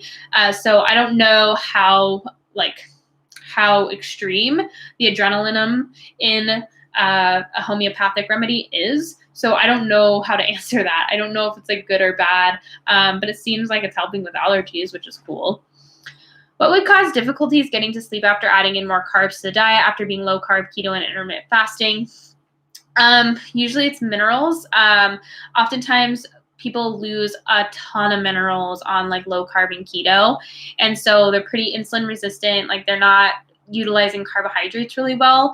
And so it's creating kind of like a stress response. So usually it requires us implementing carbs very slowly and also replenishing sodium, potassium, and magnesium specifically. Any recommendations for adaptogens for sleep? I know of valerian and ashwagandha. I also like reishi mushroom. I like ashwagandha, valerian. I like rhodiola, and I like L-theanine. I also really like glycine. Any thoughts on supporting ADHD, ADD, or ideas to underlying causes? I think that there's a multitude of factors. It just depends on the person. So instead of working on the ADD or the ADHD, I'd be looking at like what are their imbalances? Like, are they balancing their blood sugar? How are heavy metals? How's their gut health? You know, do they have really bad gut issues? And depending on like where they're at, where their health is at, the imbalances that they are presenting, that's where you would explore. So let's say they have gut issues. I would be looking, like digging into their gut. What imbalances do they have? Or, you know, they have blood sugar issues. Okay, like let's explore blood sugar. So that's kind of like how I approach every person's issue. Instead of looking at their issue, I look at the person. Do you remember the name of the oyster supplement that is good? I'm so sorry. I can't remember the brand. It's some weird brand. It comes in a box. It's like, it says like oyster, like libido supplement. Like it's like aimed at like men, but it doesn't like boost testosterone or anything. It's just like zinc is good for the libido. So that's why. But it's like one of the only ones available that doesn't have added zinc in it. Tips on getting the gut back in check. Been dealing with eczema and daily highs for 3 months. Afraid to eat anything anymore. Yeah, so I don't know, like, I don't, there's so much information. Like, I don't know where you're at in regards to like your diet or anything like that, but I would be, starting with like gut soothing foods, things that are easy to eat, like stewed meats. I would be doing like fruits, like well cooked or maybe ripe.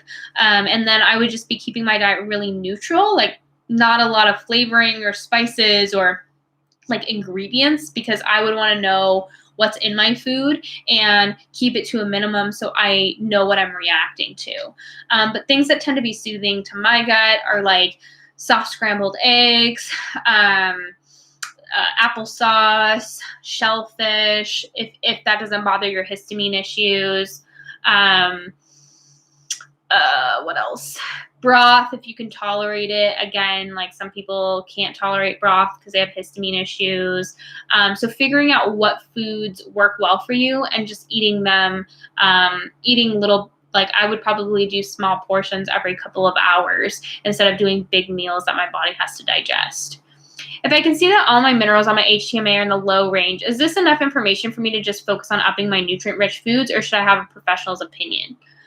I'm not sure because I'm not looking at it, but a lot of times we definitely need to focus on minerals. Like when I'm looking at an HTMA and all my clients' levels are low, it's really not about like trying to like focus on an individual nutrient. It's more just like you got to get all of this up and you got to get your body out of that depleted and burnt out state.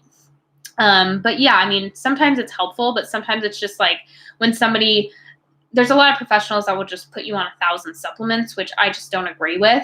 But there are a lot of people that like try to overcomplicate it. And sometimes like I can, when people's minerals are too low, I don't like to stress them out more. I just think they need to eat nourishing foods. They need to get plenty of minerals in. And then once their levels start to rise, that's when you can maybe start to see a little bit more about what's going on physiologically. Since starting to eat FN, my nose has been producing a lot of thick mucus, not necessarily runny though, just stuffy. Is this just detox symptoms? It sometimes can be just you want to pay attention to your gut. If your gut's bothering you, then sometimes it can be a sign that we need to work on our thyroid and work on our metabolism a little bit more, and sometimes it just takes time. Do you have a favorite proteolytic enzyme brand? A lot of people like MitoLife, but I personally have used for a long time Doctor's Best, and I've had pretty great results with it. So I think it's just like personal choice, and I always listen to people's reviews. What do you think about kamut flour for baking bread? Yeah, if you do well with it, like why not? Flour for sourdough suggestions. Again, guys, whatever flour you guys like. Einkorn, just regular organic wheat that doesn't have any fortification. I like to use sprouted spelt sometimes. Sometimes I'll use buckwheat flour. It just depends on like what you like. But einkorn tends to be pretty good if you do gluten. If you don't, then sticking to one that's a little that's more gluten-free. What would explain raw goat's milk clearing up the seborrheic dermatitis behind my ear? I don't know. I mean, maybe there's a bacteria in it. Remember, there's lots of bacteria or probiotics, as we call them, in raw dairy. So it can definitely shift the gut for sure. Ona's is out of their vitamin E progesterone. They have one in coconut oil. Have you tried the coconut oil version? No, I noticed, and it's new. I haven't been able to try it yet, but I saw it, and yeah, I mean, I don't see a problem with it. It looks similar to the one from Health Natura. They have one in MCT oil too. I've stopped using soap on my body and noticed a huge difference. However, I'm curious if putting coconut oil or butters would still be okay. Could it cause buildup?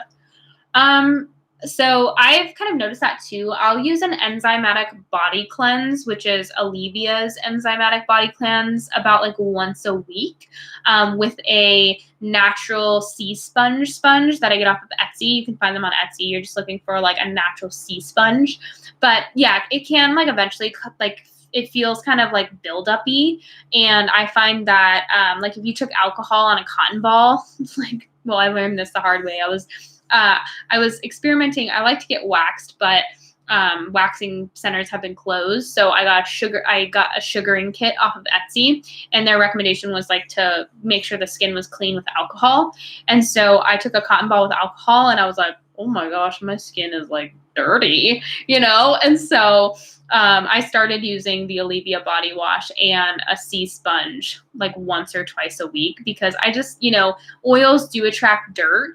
And if you're like slathering up in tallow every day, like, of course, there's going to be dirt and dust and debris attracted to it. Would you achieve clear skin if you had dark spots and acne from hair removal? Oh, how would you achieve clear skin? I'd be working on PUFAs in the tissue, and then iron overload, because those are the two things that usually cause the issue. Because laser hair removal is going to be it's concentrated UV light, so they're trying to damage the follicle. But obviously, like in theory, I think it can damage the skin, especially if we have like a lot of PUFA or iron overload. Same thing if like we have too much sun exposure and we have a lot of PUFA in our skin. So my route would be dealing with PUFAs, iron overload, things like vitamin E, that kind of stuff. Reoccurring yeast infections or BV while estrogen rise could be a sign of gut health, would you say? Any recommendations on addressing that? I would probably just like start with simple things like ways to support my gallbladder, like, bitters and beets and things like that. I would be really good about my raw carrot salad. I would maybe increase my fiber intake with like apples and pears and stuff like that. And then if that's not working, then I would start to maybe consider doing some herbs or something to kind of maybe shift the microbiota, maybe even just like a Just Thrive probiotic, just something to start shifting the microbiome. Curious about why diets like keto have been able to reverse epilepsy and allow for healing, followed by resumption of regular diet after some time with continued seizure-free effects, continued below. Do you see any value in short-term diet changes like elimination diet or keto to have specific healing effects by helping starve out the organisms causing issues and then resume pro-metabolic thoughts? Like I said, these issues are often not starved. With epilepsy, it's one thing. Now, there is some okay, so you have to kind of read some of the research because there are some people that have seen benefits for sure, but there's a lot of people that have not. And so that's what makes me think that there's different factors involved. So yes, bacteria can be involved for sure. Gut issues can be involved. However, from my experience, most people that cut these foods out, when they return to eating them, they are worse off and not better off. And then also when we're looking at a study for like something like epilepsy, we're not hearing all the other details. How's their gut? How's their brain health? How's their hormones? The list could be a mile long. How's their mood? How's their sleep? How's their this? How's their that? So they're just looking at one factor like epilepsy, but how's all the factors as a whole?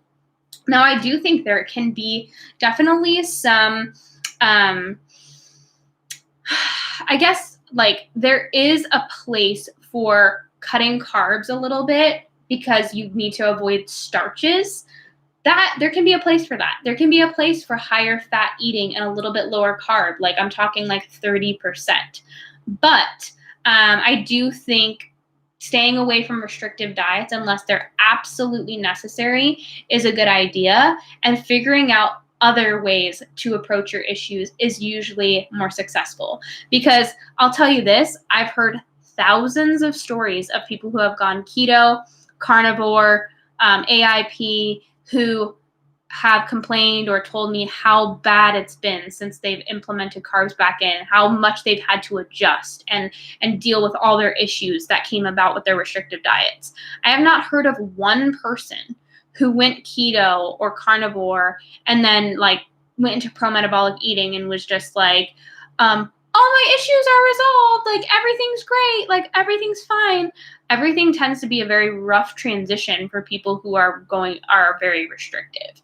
So I'm not saying there's not a place for it. It could be very possible, especially in like something like epilepsy or something therapeutic. But in my experience with women who don't have epilepsy or other hormonal issues, it tends to cause more problems than it solves. So yeah, but I'm not saying that there can't be a place. I feel fatigued during the day, but once bedtime comes around, I'm wide awake. Could this be adrenal issues? Any thoughts on how to help this? Yeah, usually like a flipped around circadian rhythm is adrenal issues. The best way to help this is to not do a bunch of screens in the evening and do make sure we're getting sunlight in our eyes in the morning and stick to a pretty like regular sleeping schedule. So, going to bed on time, like around 10 or 11, and waking up not like at a decent hour, not sleeping in. And then just sometimes using adaptogens can also help. But we get most of these answers in your FN program. I mean, not the like specific questions that people are asking here, but Fully Nourished is like pretty much, the complete blueprint to metabolic eating. I have a lesson on transitioning from something like low carb or keto. I talk about cravings. I talk about protein, carbs, and fat. I talk about, gut health. I talk about iron. I talk about progesterone. I talk about supplements. I talk about minerals. I talk about fat-soluble vitamins. I talk about a lot of stuff. Definitely lay you guys the foundation, and you'll get a lot of answers and a lot more clarity because I lay it out in a specific order. I think a lot of people don't realize that when you're maybe learning from people on Instagram or reading blog posts, you are getting tidbits of information and you're trying to put it together. And a lot of times people are implementing things kind of in like an awkward way that is maybe like holding them back. And so why I created Fully Nourished was I like laid down the education and then gave you the blueprint of like how to implement things in the order you want to implement them in, so you get the best results as quickly as possible. Because remember, this version of Fully Nourished is the second version of Fully Nourished. I launched Fully Nourished a year before I launched this Fully Nourished, and there were hundreds of women that went through the first Fully Nourished and gave me their feedback and were telling me what issues they were struggling with, what successes they had. And I took all their feedback and I made a brand new version of Fully Nourished that had everything the first course had with the revisions to make sure people didn't have as much, troubleshooting. Just order vitamin E, D-alpha tocopherol to reduce prostaglandins and period cramps, 270 milligrams per pill. How often should I take this huge amount? Is it safe daily when the RDA is 15 milligrams? That's for you to figure out. I can't give recommendations regarding supplementation, but I personally take 400 IUs per day, which is about 270 milligrams. I feel bad nauseous after I take one MitoLife cap with food. Any ideas? They do need to be taken with fat, but some people are saying that the new MitoLife formulation is not working for them. They're feeling really off with it. I know I felt a little nauseous with it, like the first 2 days I took it, and then I felt fine. So, and that has happened before with Unique E as well for me. So I'm going to try a different brand after I'm done with this bottle and see. But yeah, I mean, some people do have detox reactions to vitamin E. Like, I'm not going to,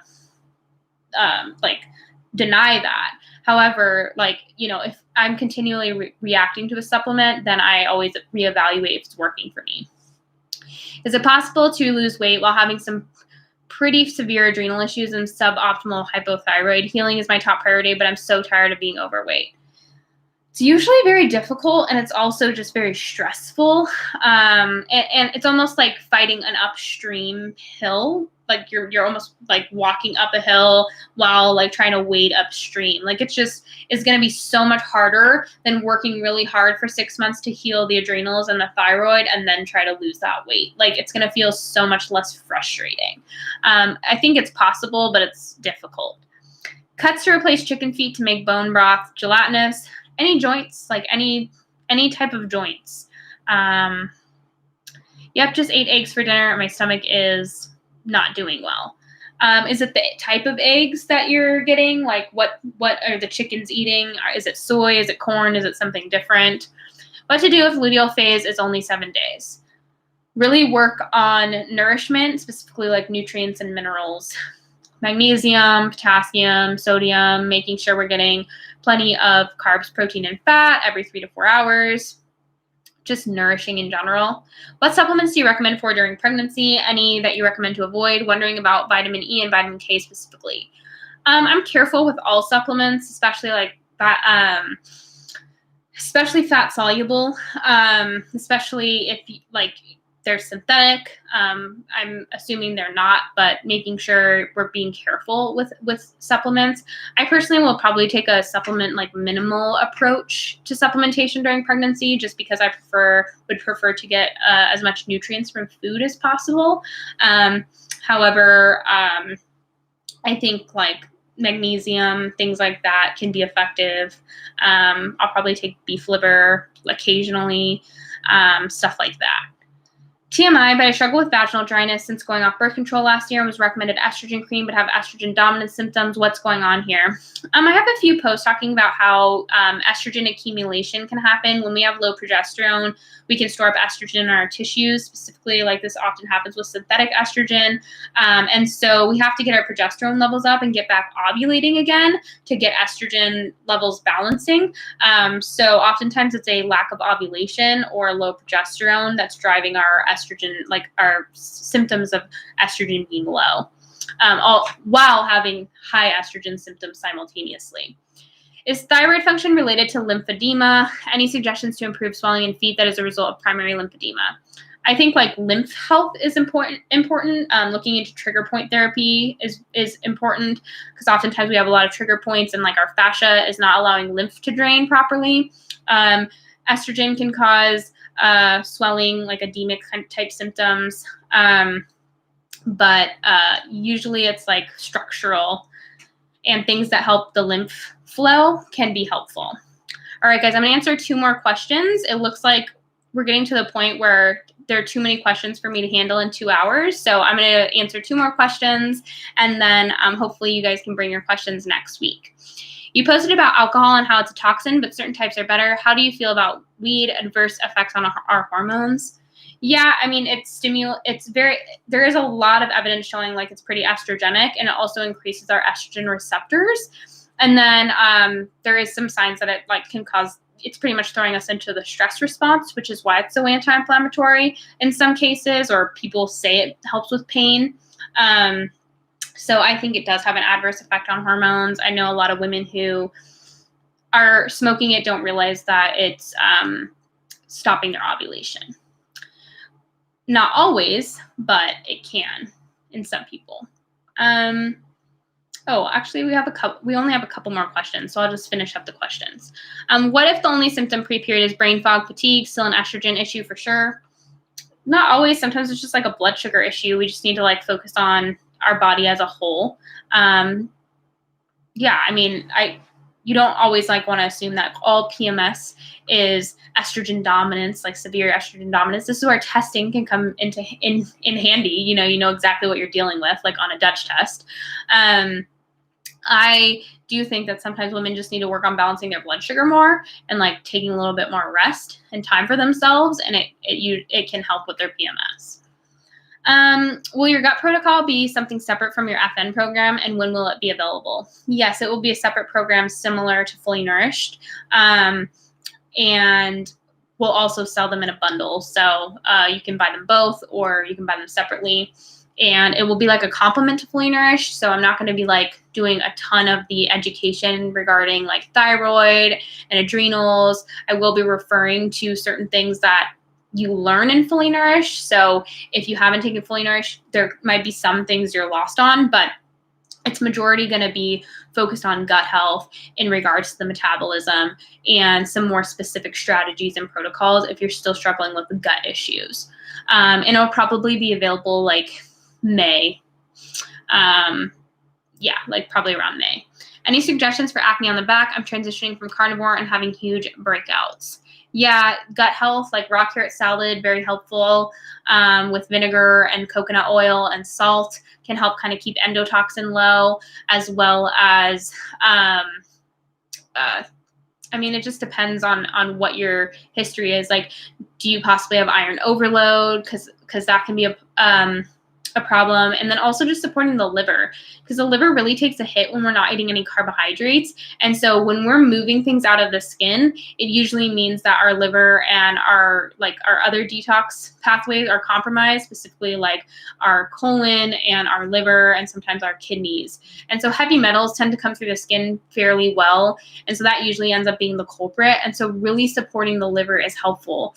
vitamin C, vitamin E, magnesium, potassium, making sure we're getting tons of bioavailable copper, and then just balancing our blood sugar as a whole.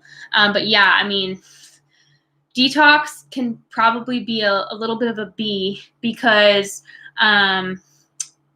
a lot of people who are on like keto or carnivore are not detoxifying well. And so when we implement carbohydrates, we can simultaneously be like feeding some stuff in the gut, but we're also going to start detoxing stuff that was previously just put in our tissues because we couldn't detox it.